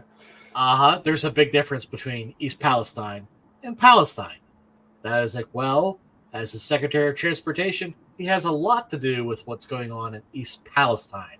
And he again is like, you're a fucking idiot. You have no idea what's going on in Palestine and what he can do and can't do. And I'm like, okay. And he just kept on doubling down. Like everybody else in the thread was kind of like, nobody would spell it out for him. And that was what was great. And it just kept on going and going. And I just eventually bowed out. Bitch made you mean. Oh, I had a post on a thread deleted today, on a Reddit thread deleted as anti-Semitic. Do you want to know what I said? Yes. What did you say? Yeah, be anti-Semitic on the stream. Go for it, dude. It was on the Ireland one, and this guy said, he said the Chinese restaurant in his place is open on Christmas Day. He says, why is it open on Christmas Day? And I said, so the Jews have somewhere to go. That's not anti-Semitic. It's like no.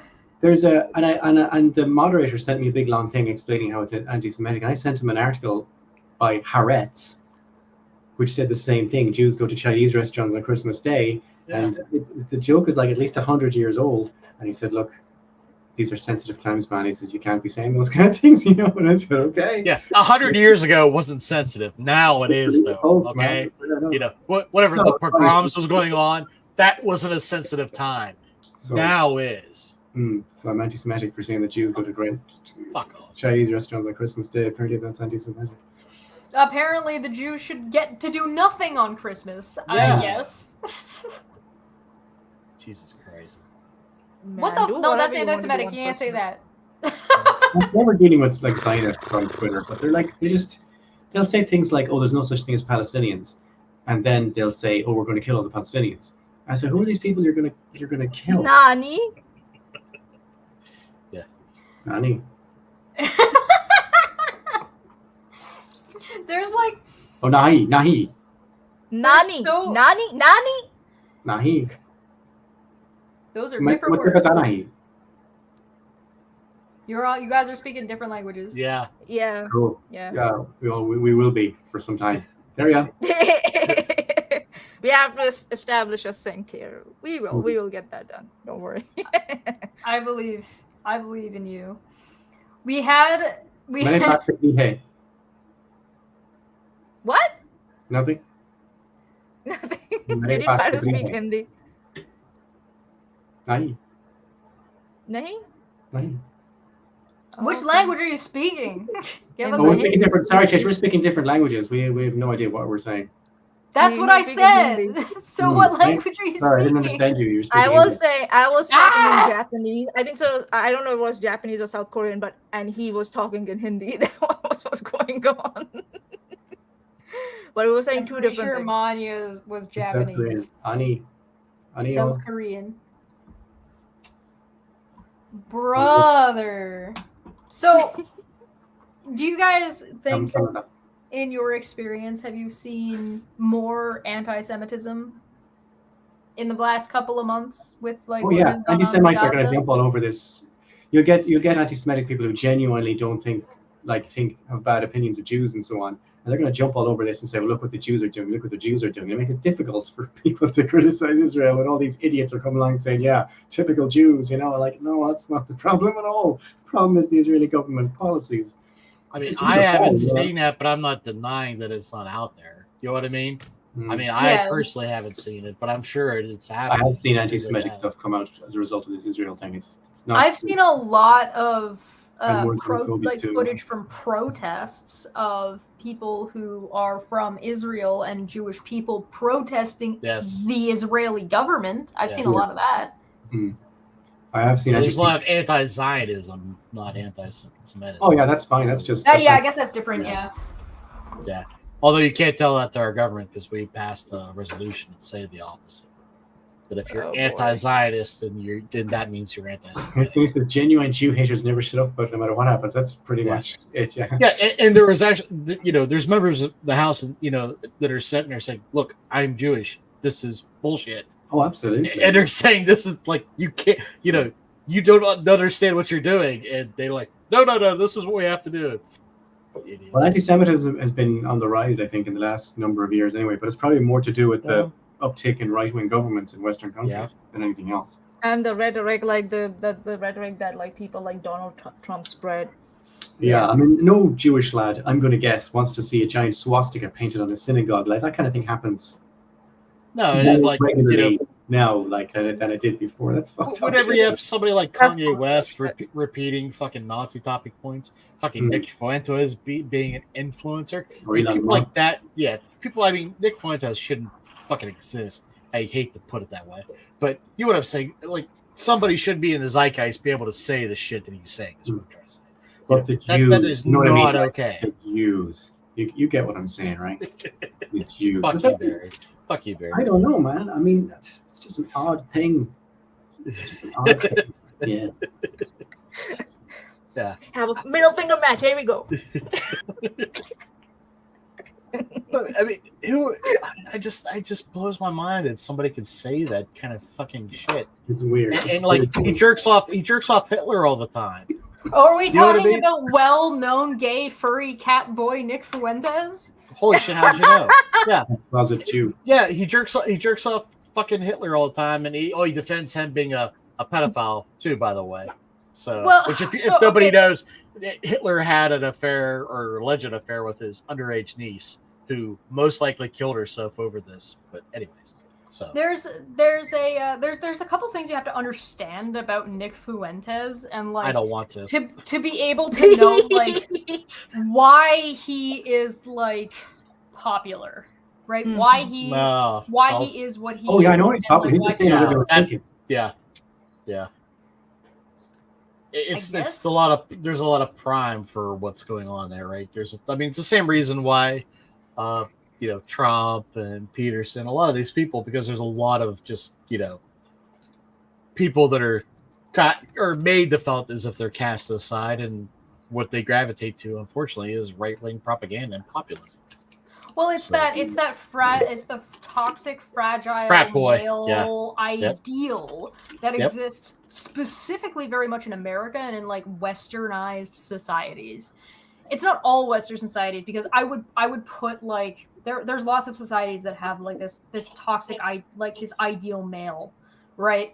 Because you see it in China, you see it in Japan, but it's not the same. So I'm specifying like westernized stylization of what this ideal male alpha dude is supposed to be like.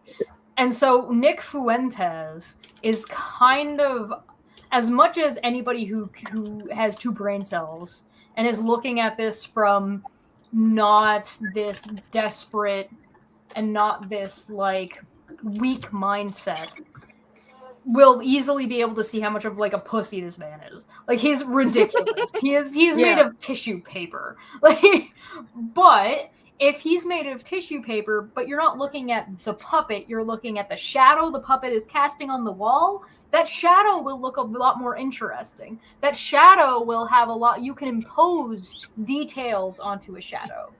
And so when you impose those ideals, when you're already coming from this desperate point of view where you feel like the world is against you, because what's really happening is the world is telling you you're allowed to have feelings and you're not always right, it somehow means something else. And now your beer bottle. Don't worry about it. Oh, it's empty. Good. Because I think so. Your whole no, I knocked over. Setup is. I got a little. I was given a dice goblin for Christmas. Oh. And so he had a D20 in him, and he's sitting on like top of my computer screen. And when I knocked the bottle, I knocked the screen, so it knocked over. Do you see what I got for Christmas? No, what? What'd you get?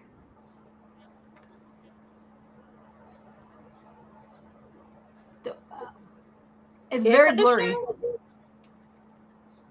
COVID?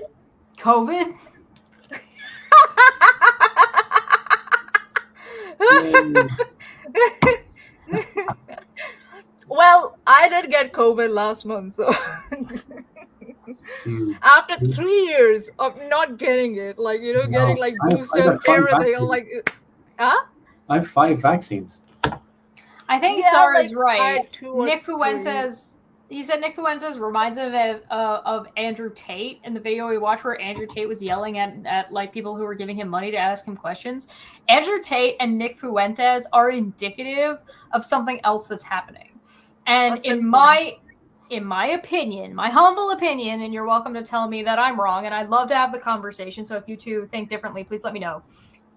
When an era and when an ideology loses its footing, particularly an ideology that has been in power for any length of time, loses its footing, it starts reaching and grasping at whatever it can. It gets more and more extreme and more outrageous as it does, to try to hold on to whatever it can. Nick Fuentes and Andrew Tate are examples of that exact thing. It is toxic male culture losing, like a toxic masculinity, losing its stranglehold on literally everybody, and they are just desperately trying to hold on into this. This is why you're seeing things like the transformed wife, or whatever the fuck their name is, and your Just Pearly things, why they're reaching so great popularity right now, only to like not actually have any real power over like what society as a whole is doing. And it's because they're just trying to grasp onto whatever. It was the same thing when there was apartheid, right? And there was segregation. Same thing happened. People tried to cling on to those ideals when, people started, sitting together, the black people and You have to start the white. saying the quiet shit out loud. Happened with the gay people when they started in military, right? Same thing. People trying to hang on to those old institutions and those principles, and I think so. I saw this in a show where someone's they were like It's a acting fear as of change. It's the fear of change, and they said if people can get used to the fact that blacks are now in army and are like at positions of power, we'll get used to everything else. Don't worry, we'll get used to everything else. So yeah, you're right, Chesh. It's that clinging on to that last dregs of like control, and it's not even going well. Never does. It's long too late for this kind of rhetoric to take hold in us from a societal front.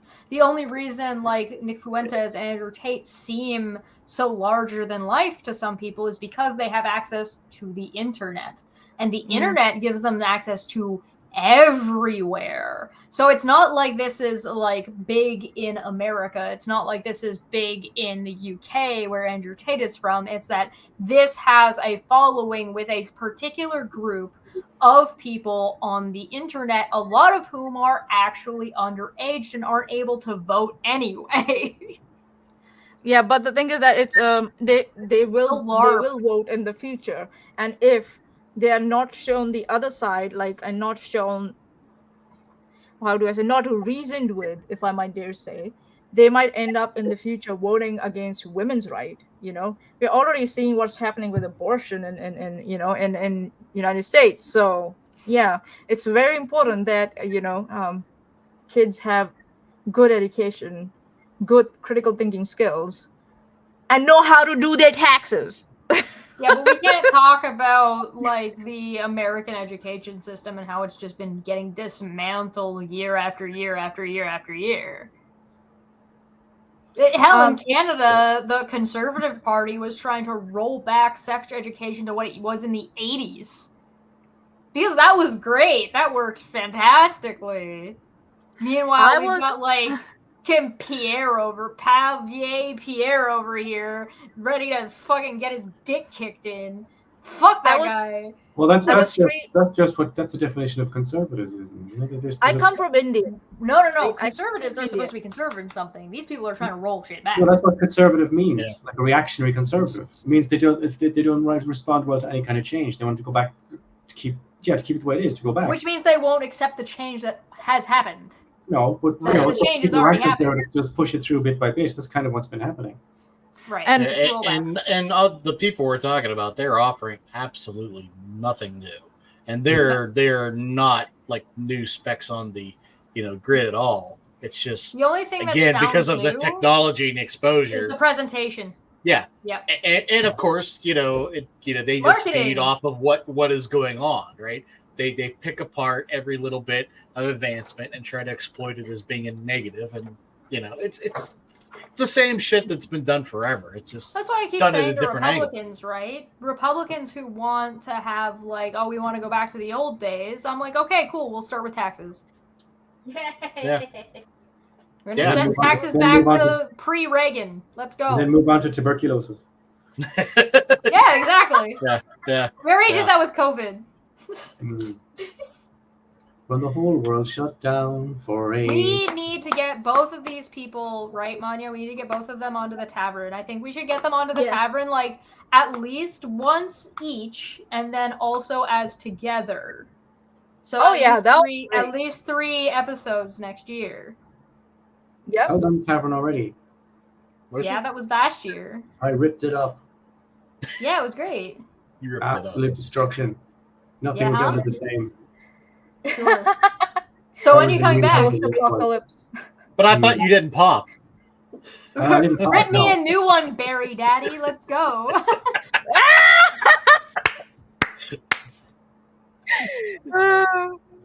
So what we're doing next year for the tavern is we've got our regular tavern, but then we're having microbrews. So basically the regular tavern is the regular tavern. And if we have a guest, great. If we don't have a guest, whatever, we just go on our merry fucking way. But the microbrew is where we bring an individual on about a topic that they know about, and then we talk to them about their topic. Nice. So when are you guys coming on, and what do you want to bring? I'm gonna bring I guess a bottle of Diet Coke. I thought it'd be really fun to bring Barry on to talk about Israel versus Palestine.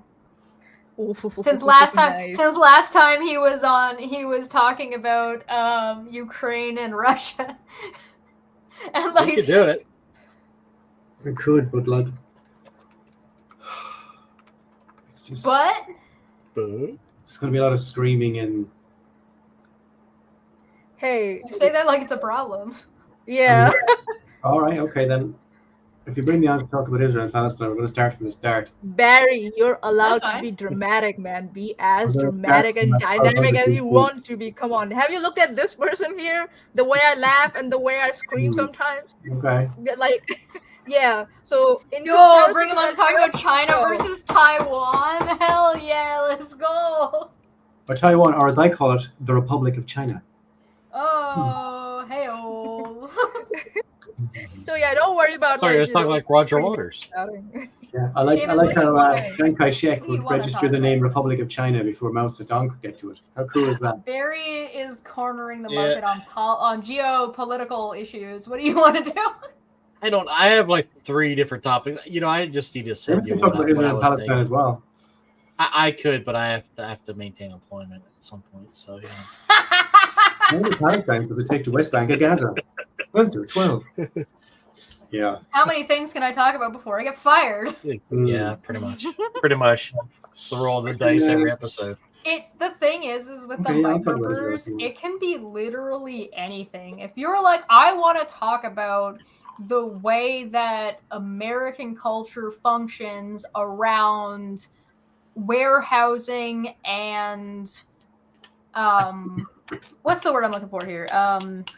Automation, like automation within like a factory setting, and how that affects the school system and the establishment of the school system. That's a whole ass topic. Give me Okay. So back to Israel. So Get generic minority for that too. generic for everything and anything. A logistics question before I answer yours. What does everybody say? The next 18 minutes, we'll wrap it up. Yeah. Oh, boo! This is a New Year's thing. 2.5 hours. It's not even I'm midnight. sorry. I've been kind of distracted already because the dogs apparently are sick from something. We're going to have to wrap it up. It's like Couple- 1:30 in the yeah. morning here. So Ooh. you're the one that's like late, dude. So I figured you'd be the one Boot to time. doing. So yeah. So What is okay, time? 18-minute ish. Anyways, so my question is, for your microbrew, can I bring something without telling you what it is until we do it? Yeah, I'm up for a challenge. Let's go. Okay, because I have an idea. I mean, it's related to something you've talked about before in the past, but I don't know if that you doesn't know narrow about it down this at Like all. one. just me So- or on the tavern? I think both actually. So yeah. Okay.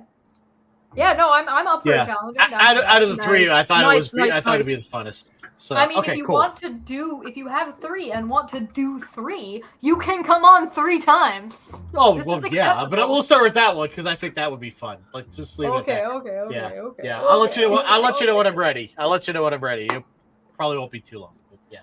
Okay, I'll well, keep all going right. and The I'll only help thing out. I need to know is that Yep. I'm attempting to schedule these well ahead of time.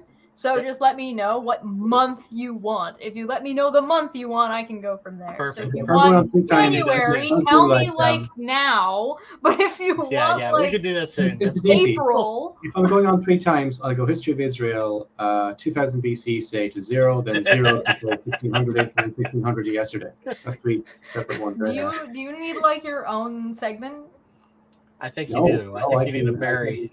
I will thrive if people try to say that I'm wrong or being anti-Semitic or something. That's going to be great. I mean, but you're doing it on my channel, so like Yeah, but I'm that's the for one you. who takes the flak for it. No, it'll be me. I mean, sure. But also, like, that's fine. I just want to know if you want a segment, because if you want a segment, and this is, like, going to be something that's going to, you're just going to bing, bang, boom this out in, like, less than 20 minutes, I'll just give you a segment and be like, Barry's available at this time. Cool. Me and Barry did this segment. We pre-recorded it. Now we're doing the live stream. Now I'm just going to play the segment while we go take a piss. I prefer not to be associated with taking a piss. Listen. This is the offer you're getting. This is a That's a negotiation at this basic point. human biological function. Come on. Instead of playing the looping goblin on fire, I'm gonna play one loop of the goblin on fire, then the berry segment, then a loop, then on fire, so Maanyaa has enough time to take a pee and make her coffee. Well, if we're gonna pre-record, we could have like sound effects and like. Yeah. It starts off like a desert scene. Everything is mustard colored. Yes, 2000 BC. Goddamn reason. Have you guys played? Oh my fucking god! Have you guys played or watched or seen God of War and God of War Ragnarok? Is it a computer game? It's a video game. Oh, It's no. a PlayStation game. He doesn't play video games. I do play Minecraft. My buddy, my pal, my friend, you need to at least watch the gameplay. You need this. You'll in your find life, a lot of I them. assure you. Do I get to like build houses and kill zombies? Yes.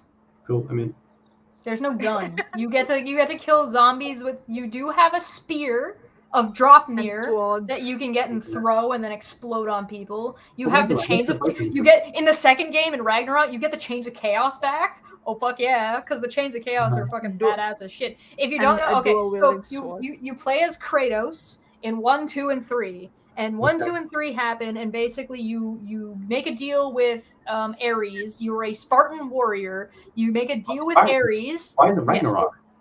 Hold on. You make a deal with Ares. Ares fucking makes you Spartan rage and kill your family. So you spend the entire first game getting revenge on Ares. You take over his throne, you become the god of war. Then some shit goes down, and the third game happens and you kill Zeus. Then years go by, and God of War 2018 comes out. In the beginning of God of War 2018, your wife is dead. Surprise, surprise, surprise. No. You have traveled away from Greece because you, for all intents and purposes, killed all the gods, and Greece barely exists anymore. So you leave, and you travel, and where do you end up? Midgar. So you start as Kratos, a Spartan warrior, and the god of war of Greece in Midgar. With a child, you have a son. And so the first game you spend climbing this mountain with your son. And then the game starts. To distribute their mother's ashes.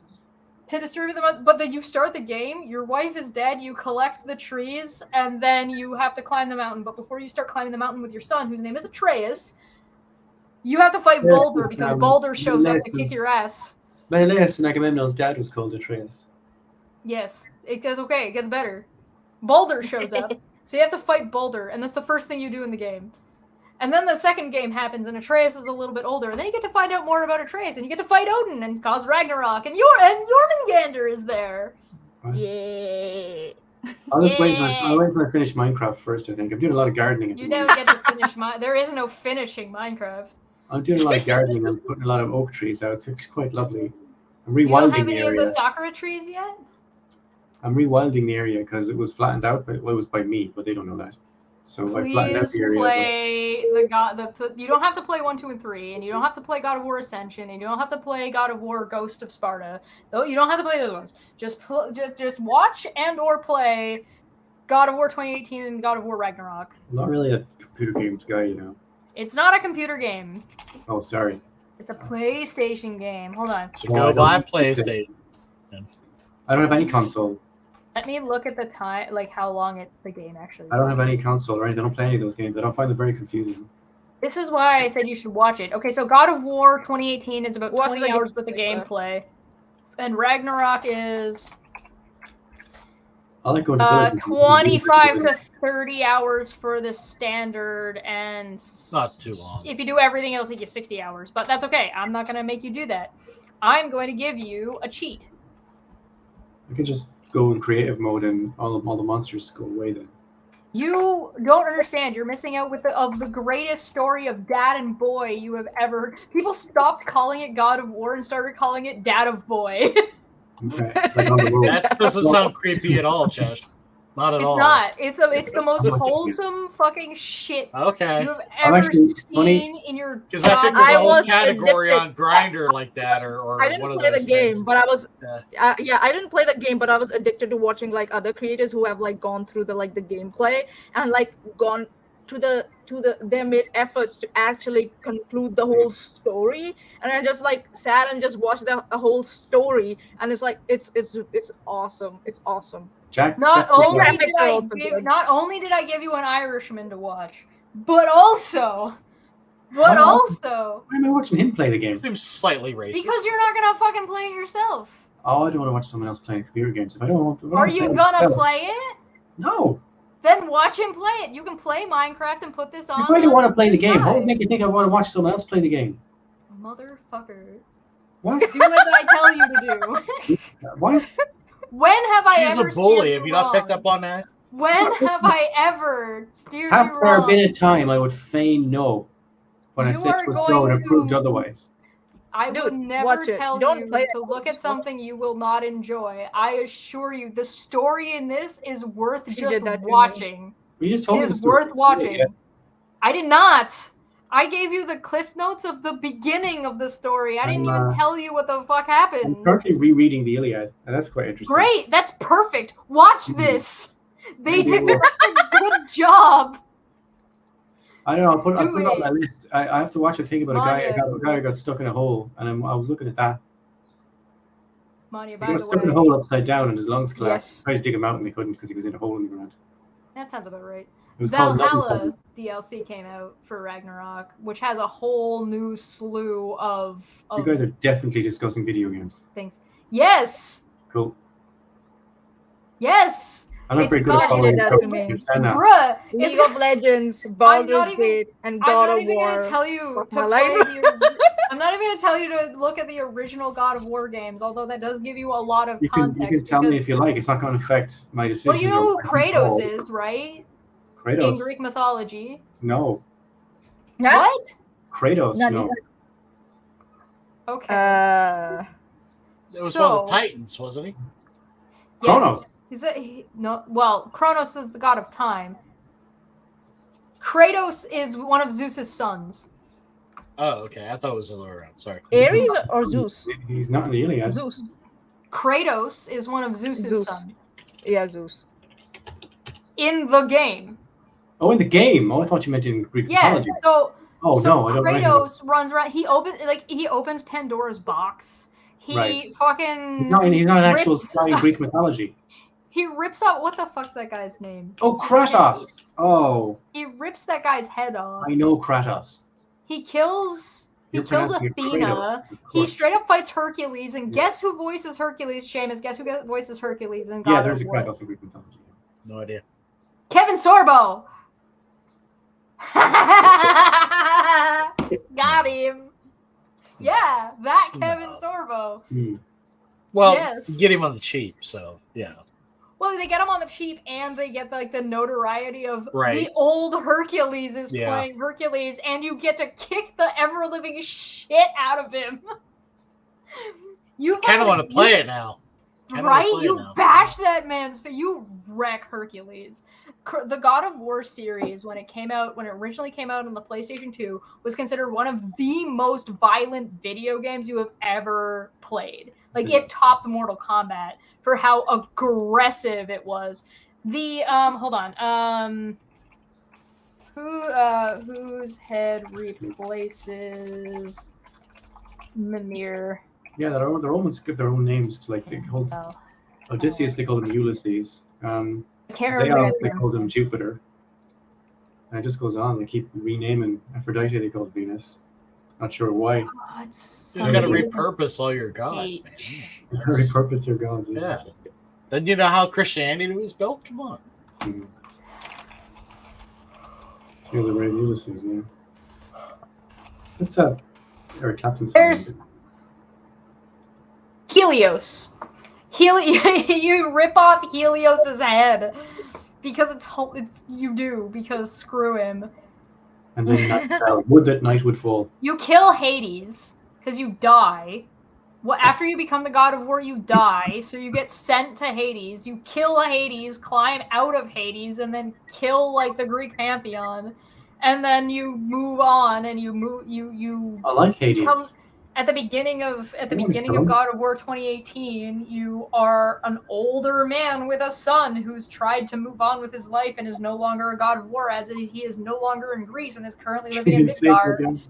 He's living in Midgard during the Fimbulwinter.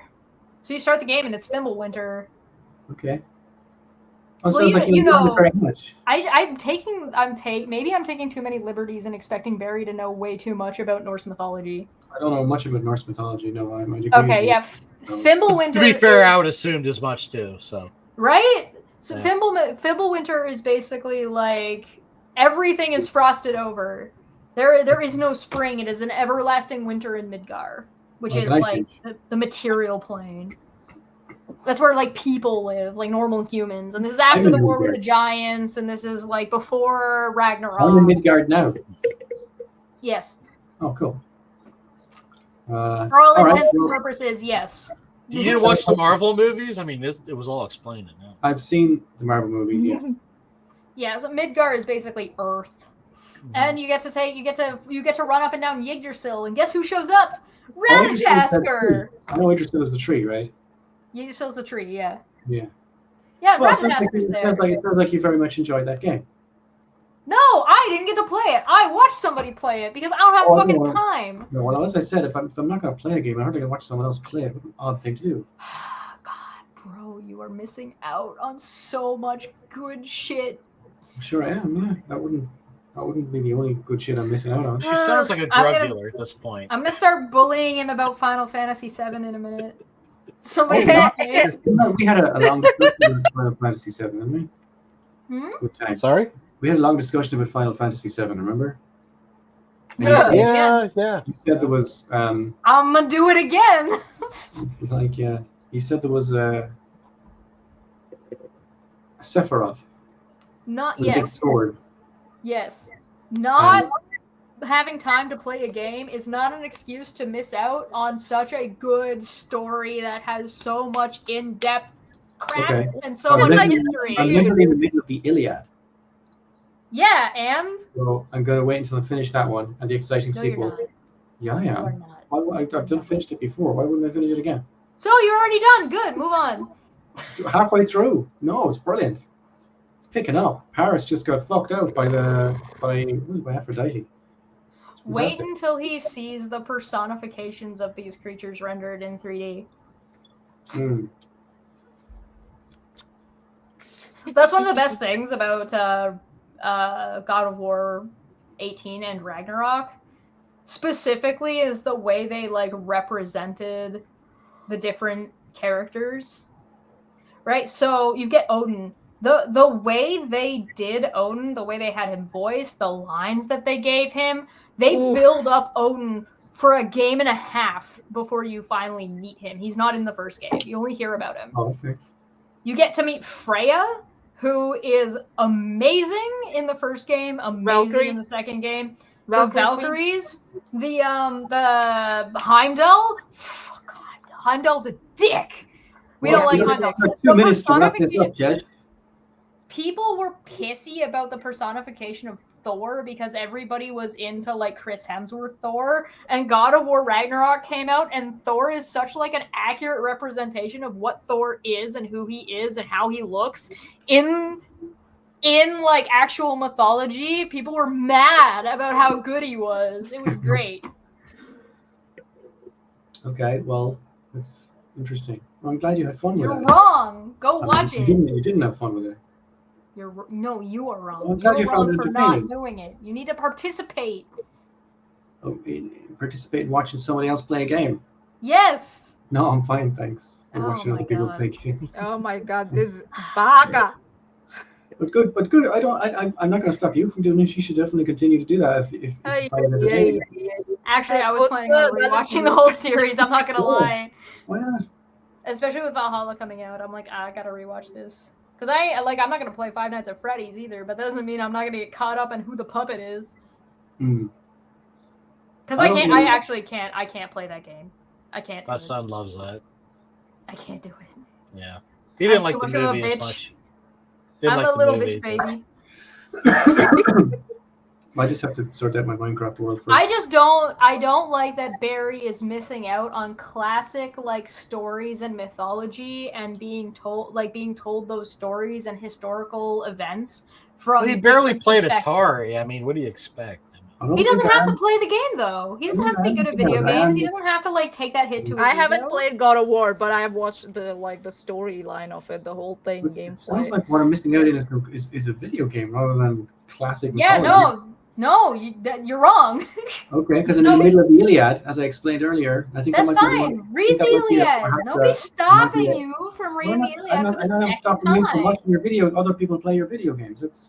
But listen. Okay, what are you no, I'm not letting this go. I'm gonna bully you forever. You can try. I'm notoriously unresponsive to peer pressure, so you can try. No, there's more than one way to bully somebody.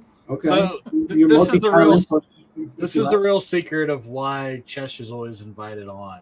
It's just the bully Barry. Okay.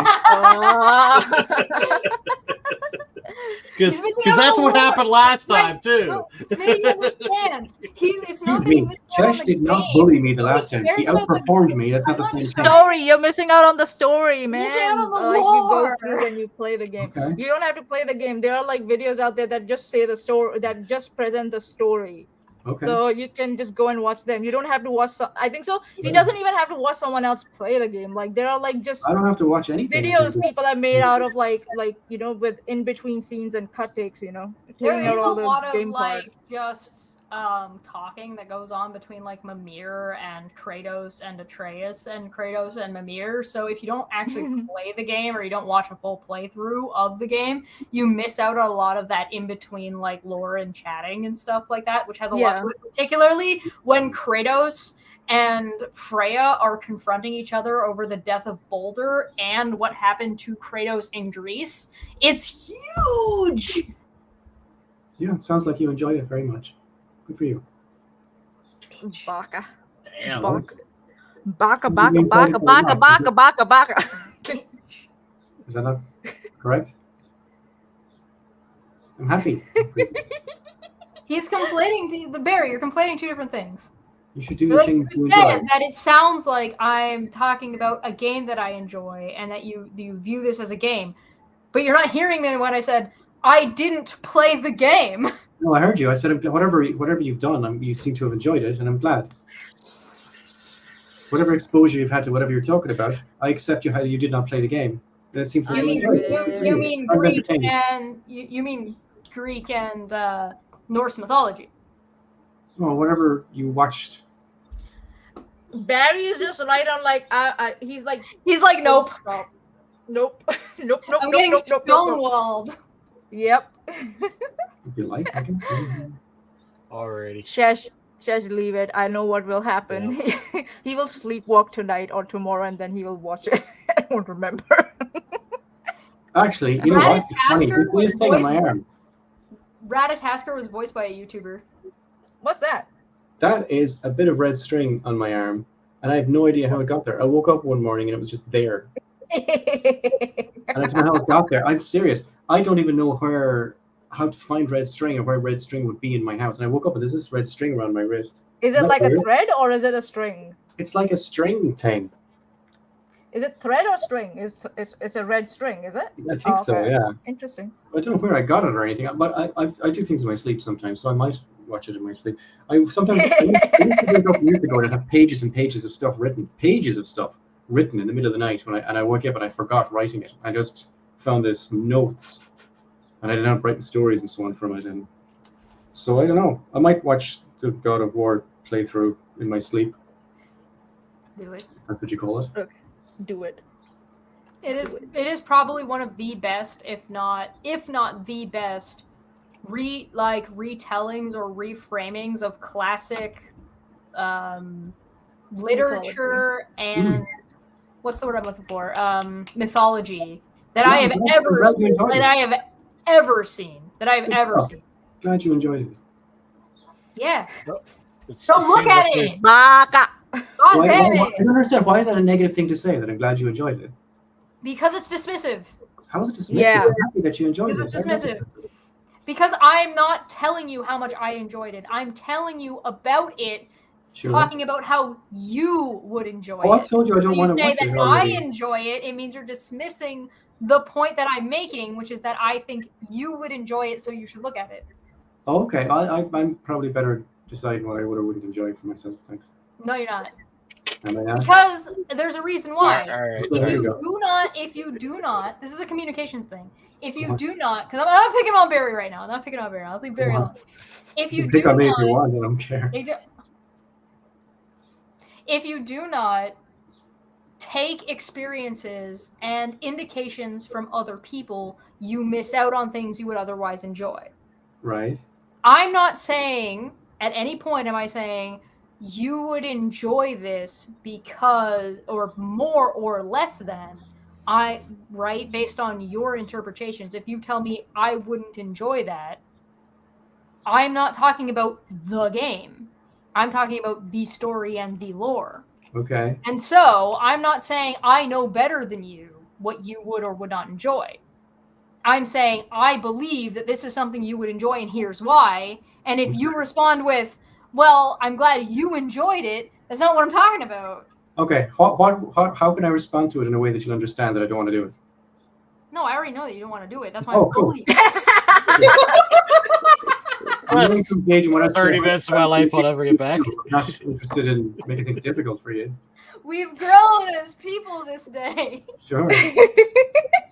I'll communicate any way you like. Barry is lost. Barry's lost right now. It's like I don't think Barry believes that Barry is lost. No, I'm yeah, that's what though. he doesn't think he's lost, but I'm making an observation that I think he's lost. Maanyaa believes that Barry is lost. Yes. Okay. Why are we still here? Yeah, exactly. All right, guys, we're gonna wrap wind it this up. If I do watch it in my sleep and I remember We're watching gonna wrap it, this up. This has been going on way too long of just God of War and Barry being a horrible person. So Me? yeah, poor Am I Barry. horrible? No, I'm just fucking with you. Oh, okay. So, By the way, the voice of Kratos is Teal'c from Stargate. oh, I used to watch that show. Big. okay. I wanted to ask you, what beer are you drinking? Sleeman's. It's Canadian What? beer. Did you call I it? have never seen that here. That sucks. Say that again. Sleeman's. Sleeman's. Okay. Look, it's a leaf. It's a maple leaf with a Yeah, beaver on it. we able to get Molson and Labatt's down here, unfortunately. So Ew. hopefully Poor it bastard. comes south. Yeah.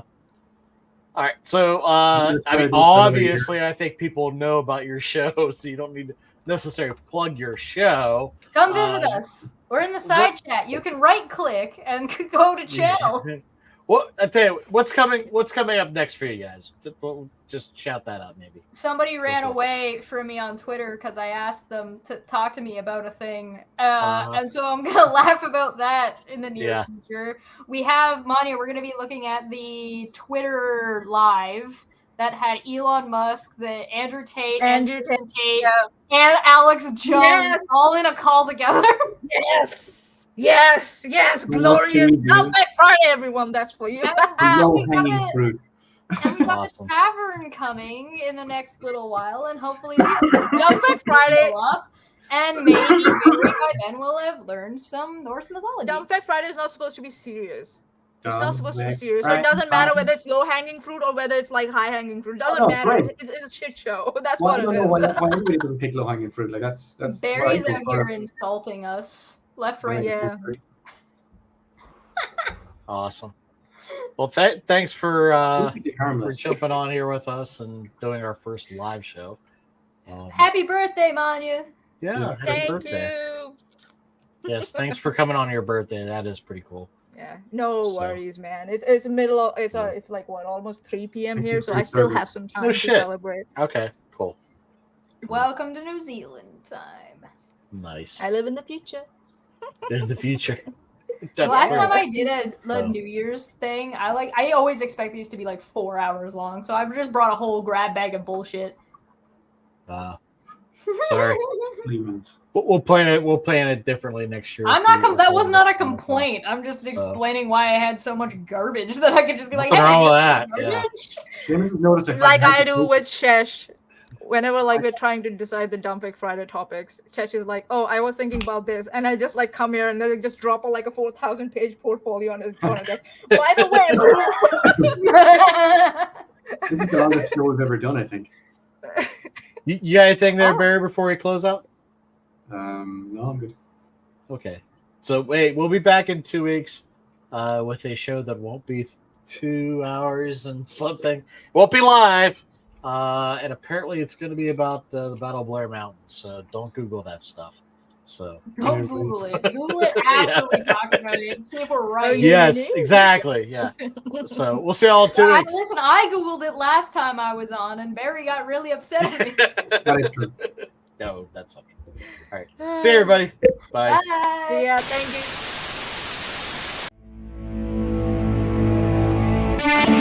you.